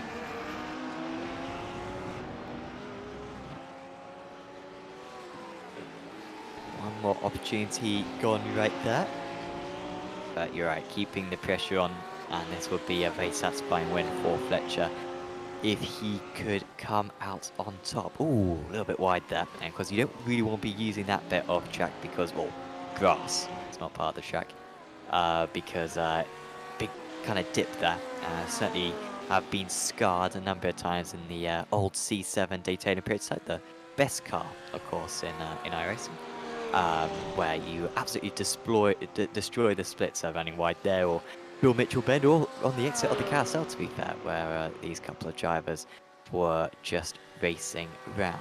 But you're looking a little bit more confident now than he did maybe 10 minutes ago or so, when Garton, of course, quickly closed that gap from about 4 seconds to under a second. Warner, by the way, making a bit more progress now on the two Ignium Motorsports cars. 0.8 of a second faster on that last lap, but still 9 seconds behind. It doesn't look like the P5 man is going to catch onto the podium places. No, I don't think he is. As I just saw Catchpole in the background having a big wiggle coming off of that final corner. Very, very lucky to catch it. He ran off onto the grass out of that final curve, and the car got all kinds of sideways. Still got 2 seconds. Oh, well, it's going to be less than 2 seconds now because that was very close to the back of the GTD Pro leaders. He does manage to move past, but yeah, of course, made that move on Clayson's a few minutes ago. As now the two GTDs are extremely close to one another. Once again, Clayson's moves past. Good awareness of these guys to maintain their lines. Having to go defensive here is Fletcher. He's got the inside line. Now on the last lap, they were very trying to be kind to one another. This time, Fletcher just about staying ahead and didn't feel the need to leave a car's width on the outside of the track. They've got a big margin. They've got 38 seconds to Hereford. Absolutely huge margin. These guys have been in a league of their own tonight. They don't need to worry about anything to do with that. It's just a straight fight between teammates for the race win here at Road America. Yeah, just a straight fight here, trying to come around. This is Gosling now trying to pick his way through them. Doesn't want to be too much of a hassle for these guys. Gosling not really in a fight here. He's got Tusting about 2.5 seconds behind him, but a long ways up the road to Simbara, so did not want to be the fly in the ointment of that fight. How quick can Gosling get past one fairly quick? And I think this will put Fletcher offline if he can catch up into Bill Mitchell bend. Yeah, it's going to be very problematic. Oh, contact between the two of them. It may have been netcode. I think they were destined to make contact though. And through goes Gartson. It was going to be problems with a move into that corner. And Gartson does take the lead of the race in really the circumstances that we did not want to witness. He's still close, but may have picked up damage from that. Yeah, I'm looking over the car right now. It doesn't look like there's a whole lot of cosmetic damage, maybe just a little bit of a bump to the suspension or something like that. But I'll tell you one thing, Fletcher not letting this go quietly. He is going to be right up behind that Porsche. Especially if he doesn't feel like he's got the same pace of his teammate. He has got to react straight away to long slipstream sections here. The return to the head. That was very strong from Gartson, using every inch of the circuit and more. But the gap still only at 1/4 of a second, 0.2 of a second now. That Audi looking very strong down the straights. Is he going to go for the dive? No, he's not, but he nearly runs into the back of his teammate, and that will set him back. He did not want to make contact there whatsoever.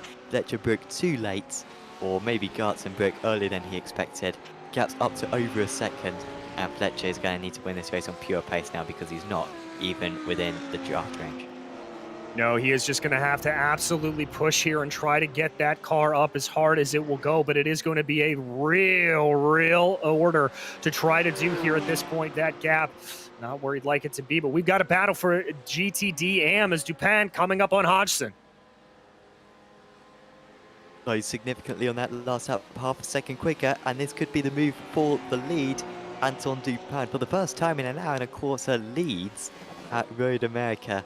And despite that spin that he had earlier on in the race, two spins in fact they had earlier on in the race, he has still been able to move through nicely and is up into the lead.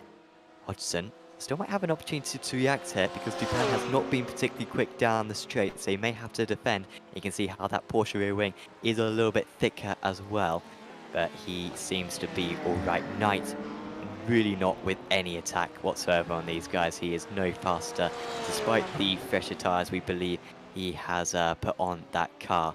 And so Dupin comfortably ahead of Knight. And this would tighten up the championship by a significant margin. Kochi was looking very strong into this round. I think he is still the huge favourite for the title. He did have a strong lead, but yeah, Dupin up in first place, Kochi down in fourth. And remember, it's for the overall position as well, so Herbrewer and Stockmans in the pros being between these two drivers will also help Dupin. So it will be competitive going into the final round of the championship, even though I believe Kochi will still have the slight edge. Yeah, just barely will he have the edge there, but it'll be interesting to see one way or the other. Ooh, as there goes Gosling hard off into the tire barriers, the exit of Canada Corner. Can't get out of it either. Some tyre barriers are very sticky. Daytona, of course, the most famous, and there's a couple around this track as well, and that is one that just nestles into the tyre barrier, but grabs onto him and not able to escape. We'll have to tow back to the pits. So very disappointing for him. Yeah, he has now towed back to the pits. So I think that has dropped him behind Tusting, Roy, and Barnes because of that incident. Hodgson now 4/10 of a second behind. He can still come back. Perhaps we have seen how strong the draft effect can be around this circuit. He hasn't necessarily been overwhelmed by Dupin, but it's just been the last sort of 5-10 minutes or so where that momentum has changed as Valo is off the track. Made an extra pit stop earlier on, of course, and it has had an off now at that 90-degree left-hander. Yes, he has. So that is not good for Valo. That'll put him down the order, currently running in 5th in that class. Oh, just picked up a little bit of the grass carry. A little bit too much speed around there, I think. I think he may have been put off by his teammate as well behind. I thought we were going to see his own P2 teammate go for an ambitious move, and maybe Valo was anticipating an ambitious move and let off the brakes in order to avoid an incident, but in the process, forcing himself off the track. Stockmans and Varley are in the pits. Apologies, Varley's been in the pits, of course, for ages. But Stockman's just coming out of the pits. 10 seconds, so he must have, of course, not had enough fuel. He pitted very early on, had damage earlier on, and got far, but he was never going to make it to the end. In fact, that's his 3rd pit stop for Stockman, so that's one more than I thought. So he has had another problem, it looks like. So this was a 10-second pit stop he took. So did he pick up his fast pay? Must have done, because that was a huge hit into the wall there for Stockman's, the 169. And yeah, that was a nasty one. Yeah, it certainly was. That is ripping off the front end of that Porsche, so no wonder that he had to come back down pit lane for that. Billy Fletcher back in the fight. He's got the gap back down to half a second. I have no idea who's the faster of these two drivers, honestly, DJ. It looks like, you know, Fletcher lost a bit of time earlier on in the first one, then caught it up. Then, of course, Carlton has some catching up to do after the pit stop and caught it up. And now Fletcher lost a bit of time and he's caught it up again. I mean, just seems like whoever is behind tries a bit harder and starts to outlap the other. I think you're exactly right, Sam. This is really one that looks like it's going to come down to the absolute wire. I would not be surprised if we see a drag race out of the final corner and on to the start-finish straight. Now, that is the number 2 car of Roy coming up behind them. He's going to be nice and careful here. He knows this is a battle, doesn't want to get in the way of it. My guess is yep, he's just going to stick behind here, make the pass on the start-finish straight.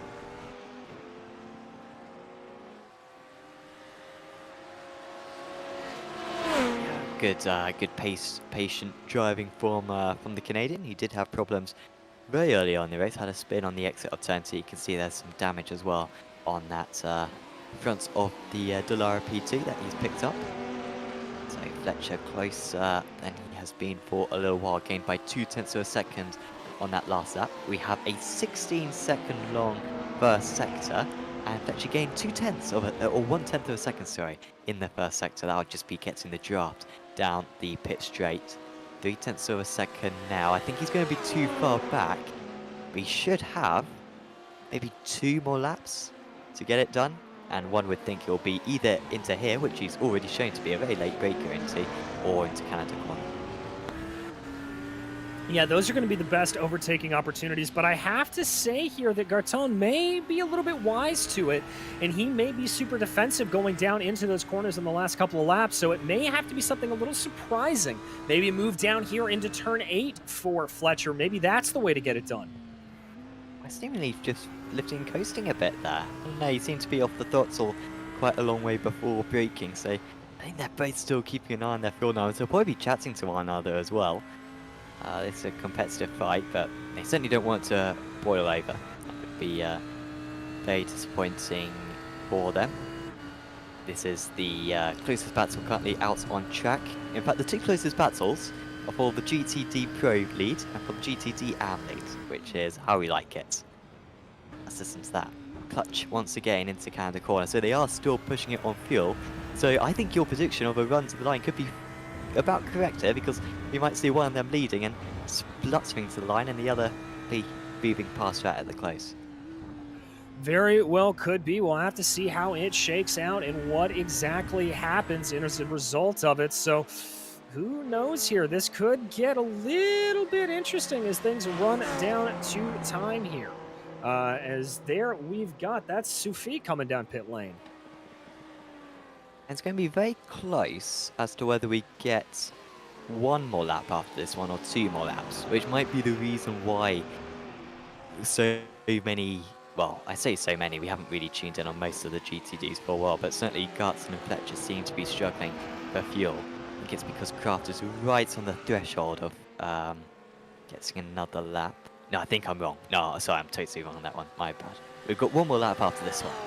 Kraft is still got half a lap to go. I was getting the minutes slightly mixed up there. So they've just got 1 more lap to go after this one. And so probably only a couple more chances for Fletcher, because he wasn't able to do it that time either. And he will hopefully not have to save any more fuel. Will be able to push around this middle part of the lap and really get close before they head on to the pit straight. As well, big slide there for Gartson, but it was Fletcher who ran wide. It looks like Fletcher lost more time. Yeah, I think he did. He lost about 0.2 of a second there, 0.3 of a second lost through the 3rd sector. So not the best there for Fletcher. The gap expanding up to about 0.6 of a second. That's going to be a hard run for him now here at this point. He needs everything now, does Fletcher, because he'd like to be within passing range into turn 3, but I can't see that gap going down quick enough because Gartson is so consistent and has driven such a perfect race so far that he's not going to make mistakes like that. By the way, in the GTD AMS, Dupan now with a 1.6 second advantage over Hodgson. That one looks safe. Hodgson losing 0.6 of a second that last time round, so he was within the draft range before. Now he has slipped out of it, and it would take a mistake here from the Belgian in order to deny him his 3rd race win of the season. And so with the P2s as well, with 5 seconds of a gap in between, looks like it is definitely going to be Gartson and Fletcher, our close battle for the race win. Gartson getting a little bit of a tow from the P2s just ahead of him. That would have helped him a little bit, and Fletcher too far behind to go for a move at the moment. Yeah, not quite close enough, but it does look like we have 2 laps to go here. Was Daniel Kraft able to cross the line with enough time to give 2 laps? So it's going to be a little bit more breathing room here for Fletcher to try to cane this back up. Remember, we've seen him come back for some pretty big margins before. He is just going to really have to dig and try to get this down now. I think this will be the last lap for these drivers, seeing that Kraft is a little bit further up the road.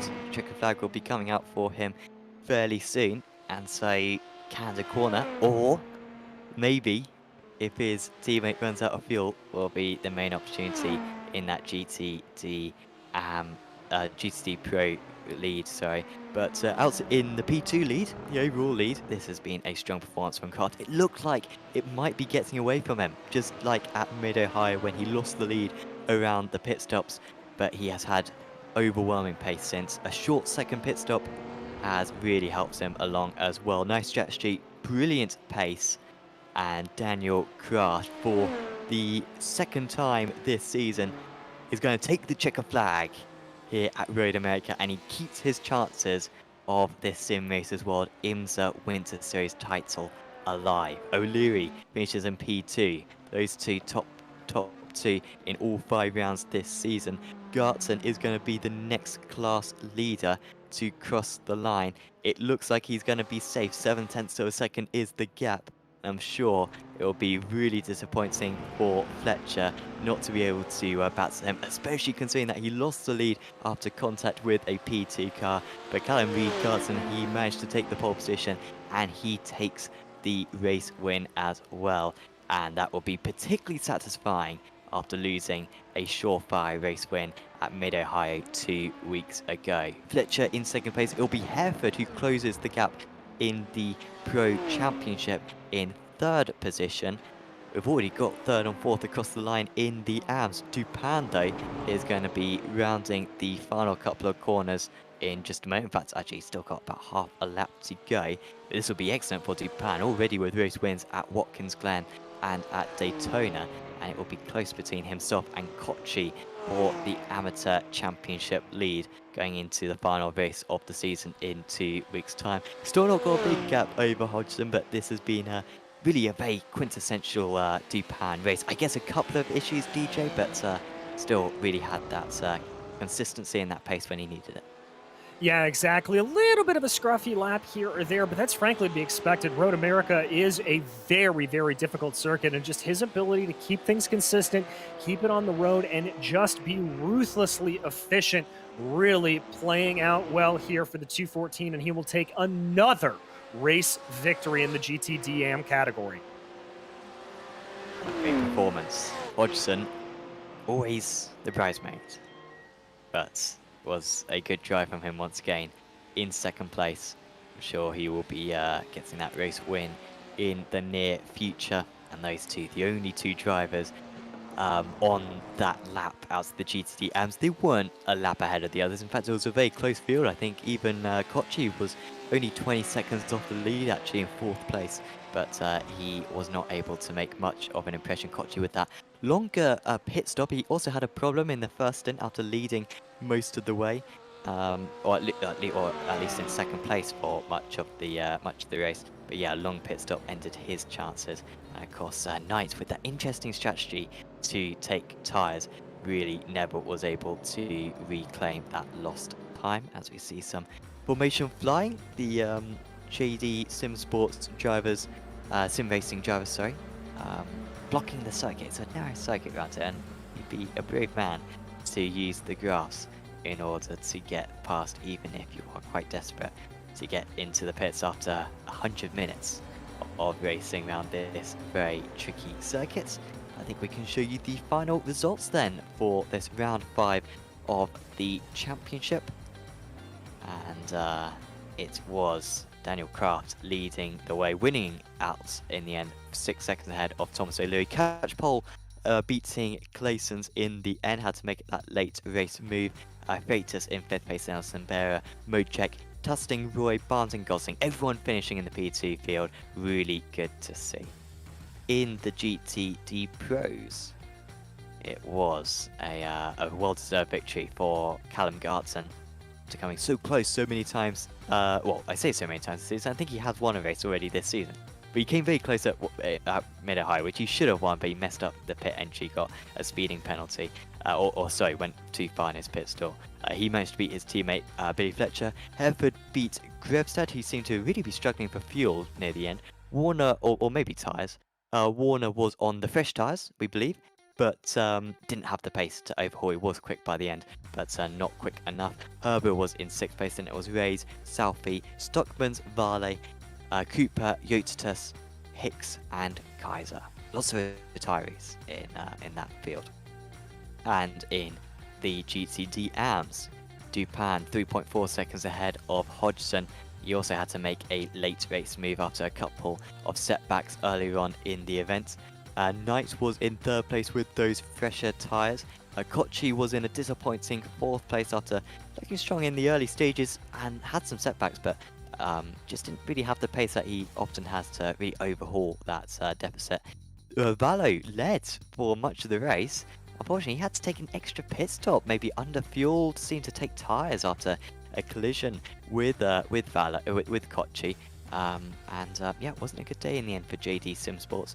Then it was the SCCR Simsports cars of Stringer, Healy and Jones rounding out the field, all retiring, fortunately.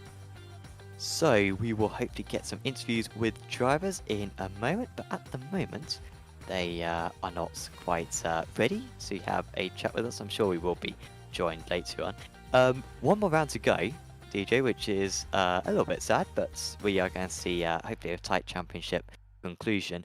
It is Sebring, and it is day to night weather as well. That will be a couple of weeks before the Sebring 12 hours, I believe, as well. So yeah, that's even more of a classic endurance circuit, a classic IMSA circuit as well, of course. Yeah, indeed, it is one of my personal favorite tracks to watch a race on. It is absolutely incredible to see, and obviously we'll be talking a lot during the course of that race about the bumps around there and just how you have to set up the car to really be able to handle everything. But it is going to be another track where overtaking is going to be fairly straightforward, but there is a good technical section as well that's going to be waiting to catch some drivers out. We have got an interview. Anton Dupin joins us in the commentary box. Congratulations, Anton. It is another race win for yourself. That one must have been very stressful though, because you had a lot of setbacks, but you must be overwhelmed with happiness to eventually win it. Yeah, thank you. Yeah, I made it a bit complicated to myself, so I made a couple of mistakes. Already started in qualifying where I wasn't really on pace where I wanted to be. So yeah, it was every time I had to fight back. But yeah, I'm glad I took the victory in the end. Yeah, because those two incidents, the spin at turn 5 early on in the race, Yeah. well, turn 4, whatever you're going to call it. I mean, I don't know, I think this circuit calls it like turn 91 or something. But then, of course, you had the incident at turn 2 as well. From your perspective, what was your thoughts on that incident with it was apologies, it was Valo, of course, that you collided with. There was no penalty in the end for Valo. Do you think maybe there should have been one, or do you think it was a racing incident? At the moment itself, I thought, yeah, it was his fault, but looking at replay, I kind of turned in on him as well. I was just a bit frustrated because I knew he still had to pit, and he was like blocking all the time. It's a bit frustrating, and I really wanted to get past because there were guys behind on fresher tires, so I didn't know at the end if I thought I could use that gap in the end. So I really wanted to get by, and yeah, it was not easy. We go into the last race of the season. I believe you've got 3 race wins this season. It's going to be tight for the championship lead because you've kind of been on the back foot throughout, but you outscored Wojciech by quite a big margin today. Do you know what the point situation is going to be going into the last round? No, not really. I think it will be difficult. He's really quick. He doesn't make much mistakes, and yeah, I've beaten him several times, but only by small margins. So yeah, I don't know. We will see. Well, best of luck for you, Anton, on that. Is there anyone you'd like to give a shout out to? I just want to take the opportunity to thank all the organizers, especially Bart and everybody at Simracersworld. Also, like the other drivers, because the series is just really clean. There are some racing incidents from time to time, but in general, it's just very good racing. So I just want to thank everybody. Awesome. Well, thanks for having a chat with us, Anton, and yeah, best of luck in the season finale. Thank you. Anton Dupin there, your GTD AM winner, as we actually see that slight spin through turn 4 earlier on in the race. That was DJ, so... who would you like? So, sorry, Anton, what were you going to say? I just wanted to say it's so embarrassing. It's just such a stupid mistake. Well, you made up for it at least. That is the good news. DJ, who would you like to have a chat with next?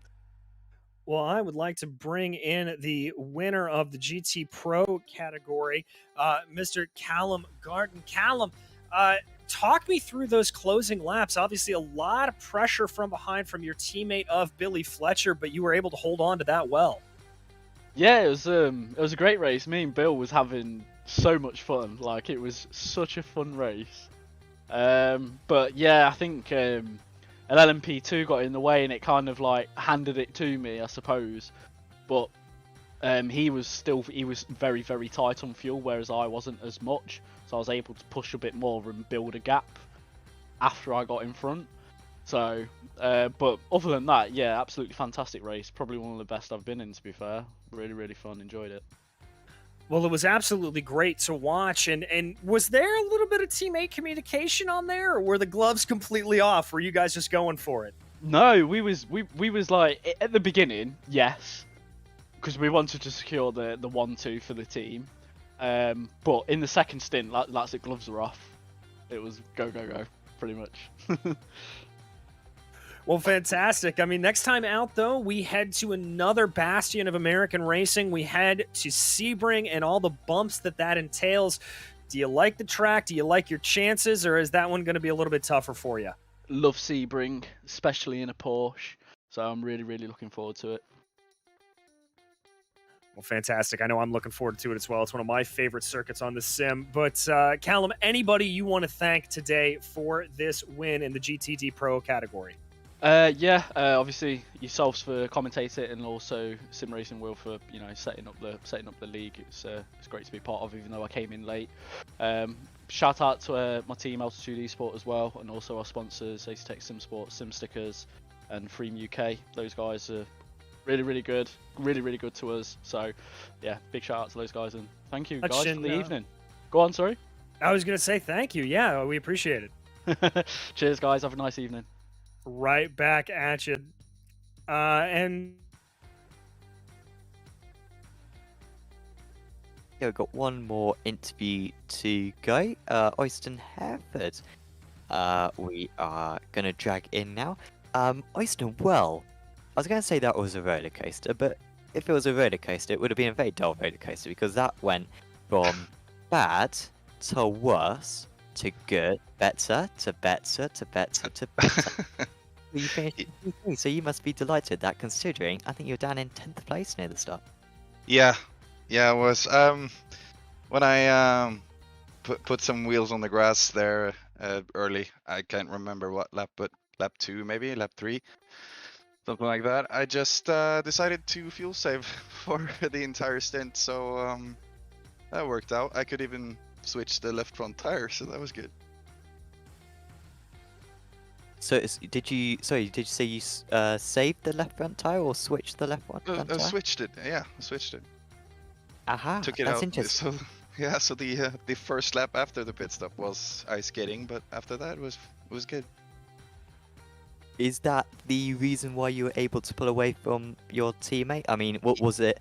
The fresher tires, or was it the fact that you were already fuel saving before that? So you already had the pace advantage, or do you think that pace advantage came from the tire? No, I think it came from the tire. Håkon is usually faster, pretty much on every track, every car. So yeah, It was a split-second decision to change the tire and worked out. So that was the reason, I think.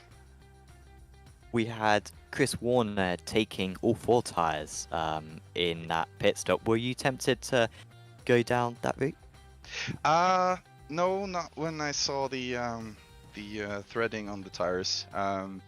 It was only the left front that were really, really bad, and the other 3 was they were all right. So they should be able to handle like 40 more minutes. But the left front was not good.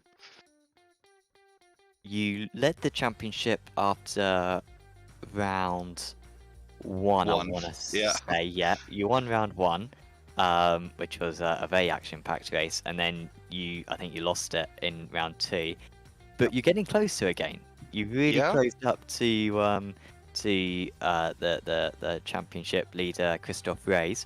Do you know what the point situation is going to be with 1 round to go? Because you must have taken some decent points out of him tonight.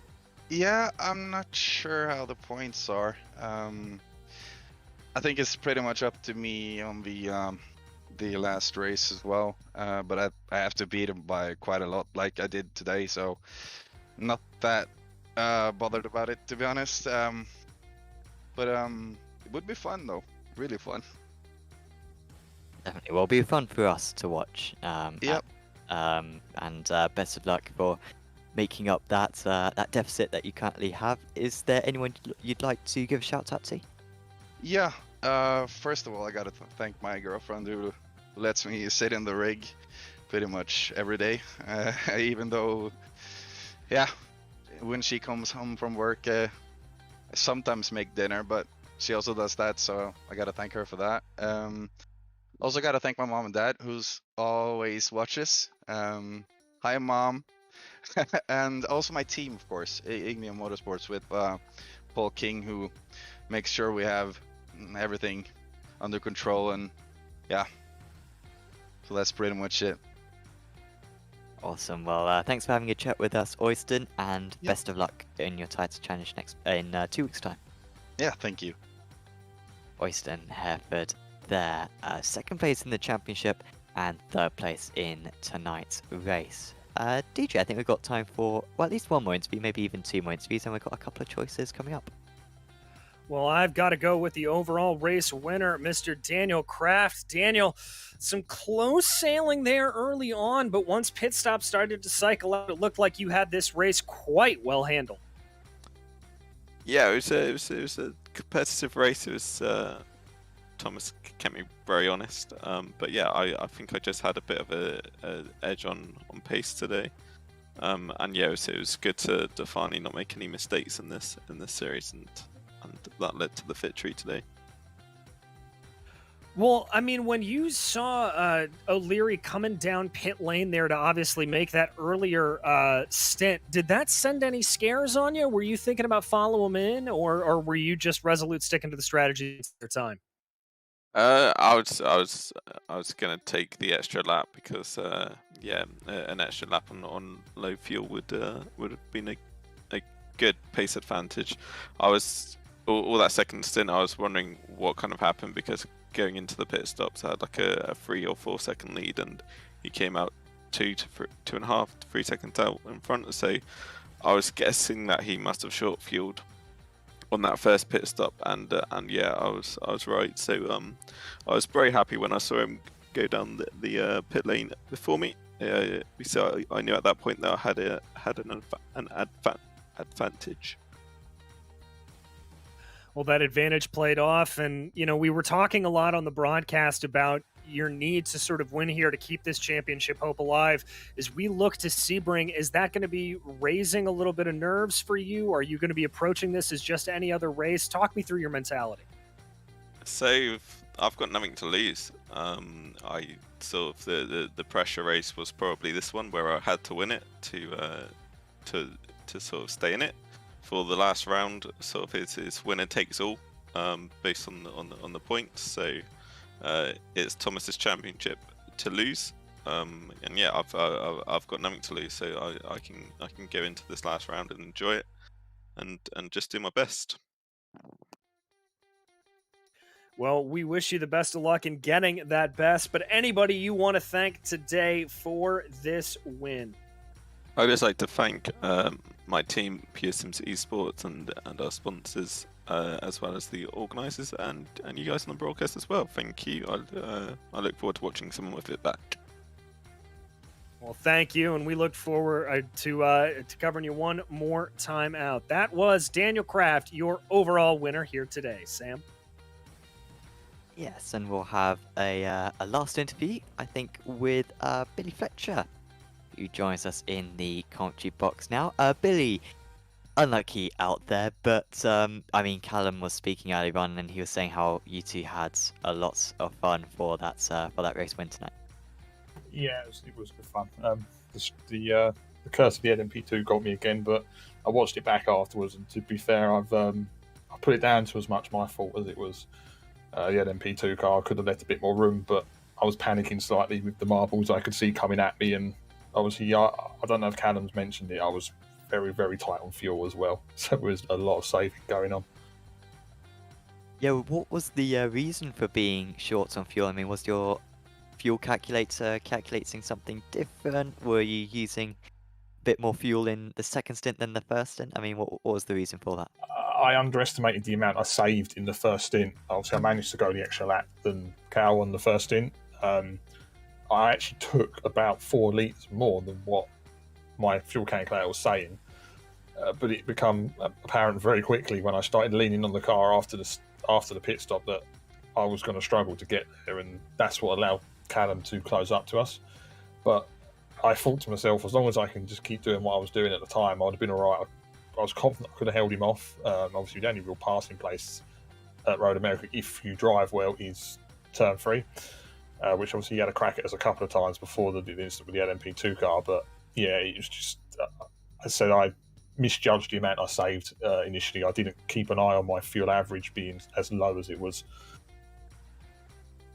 Yeah, I guess just getting a little bit of that toe from Callum in the first stint. I imagine would have probably just changed the numbers slightly. We've got Sebring as the next round of the championship. What are your opinions on that track, and do you think that will be a good opportunity to practice for the 12 hours of Sebring, which I think is a couple of weeks after that? Yeah, I mean, I've always really enjoyed Sebring. I've always gone well at Sebring in other leagues that I've done and officials, etc. So I'm looking forward to it. I don't know what car we're using at Sebring yet, so whether we're going to be using the Audi or the Lambo. My team boss, Mr. Mark Fletcher, loves his Audi, so I imagine we're going to be in that. So yeah, but I'm looking forward to the race, and hopefully me and Cal can do the same thing again, work together, get out front and run away like we did today. Absolutely. Well, before we let you go, Billy, is there anyone you'd like to give a shout out to? Big shout out to Mark Fletcher, to be fair, and the Astute guys.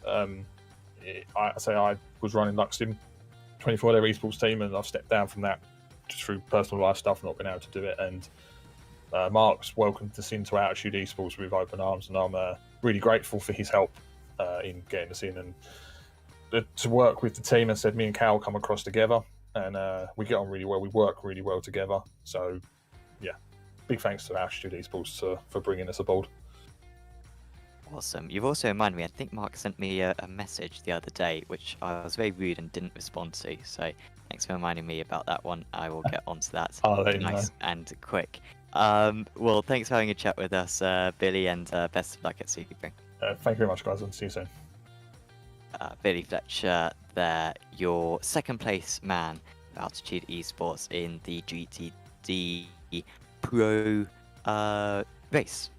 And yeah, just one more round of the championship, of course, to go at Sebring. Did you really good round of the championship once again? I mean, it's always good when we've got a close battle for the race win. And, Watkins Glen was really good. We had 2, basically races to the line. But tonight, in all 3 classes, the lead was constantly changing. And honestly, in every single one, there were 20 minutes to go. We did not know what was going to happen.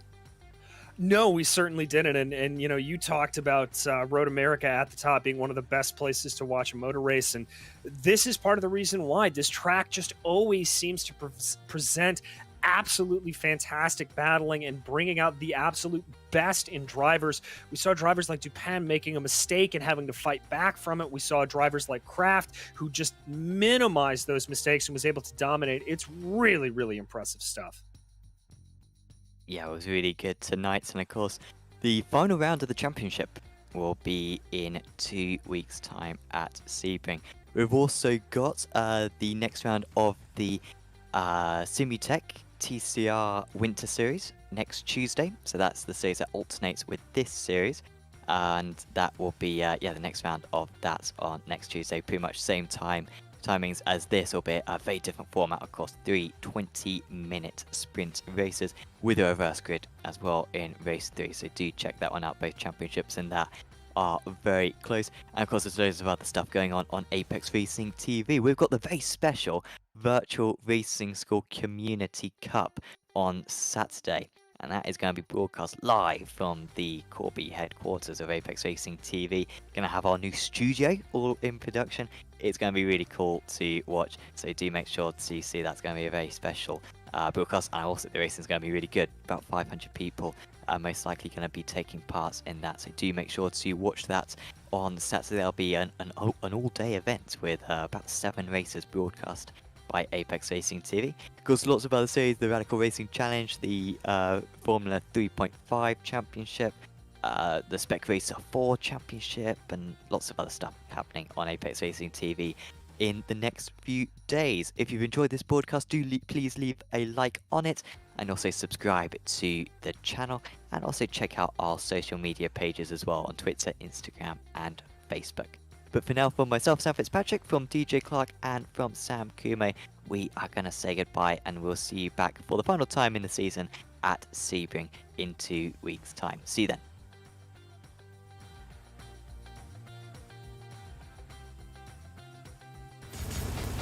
Are you struggling for consistency in your sim racing? Does your iRating look like a roller coaster? If so, we have good news for you. The way to get more consistent is to first understand what you're doing differently than the professionals. And VRS is the answer. With our competitive subscription, you will have the telemetry, setups, tutorials, and everything else you need to fully analyze your driving. Our data packs and the ability to compare your driving with the best in the world will show you exactly where to adjust your inputs, change your driving line, and shave seconds off of your lap times. And our powerful and precise Direct Force Pro wheelbase and precision pedals are being used by some of the world's best drivers, including Peter Berryman, John Robertson, Brandon Trano, and IndyCar World Champion Alex Palou. All these champions agree that VRS hardware is not just the best on the market, it's also priced well below the competition. So if you're looking to upgrade to direct drive and the best pedals in sim racing, VRS is your answer. If you want to get better, get faster,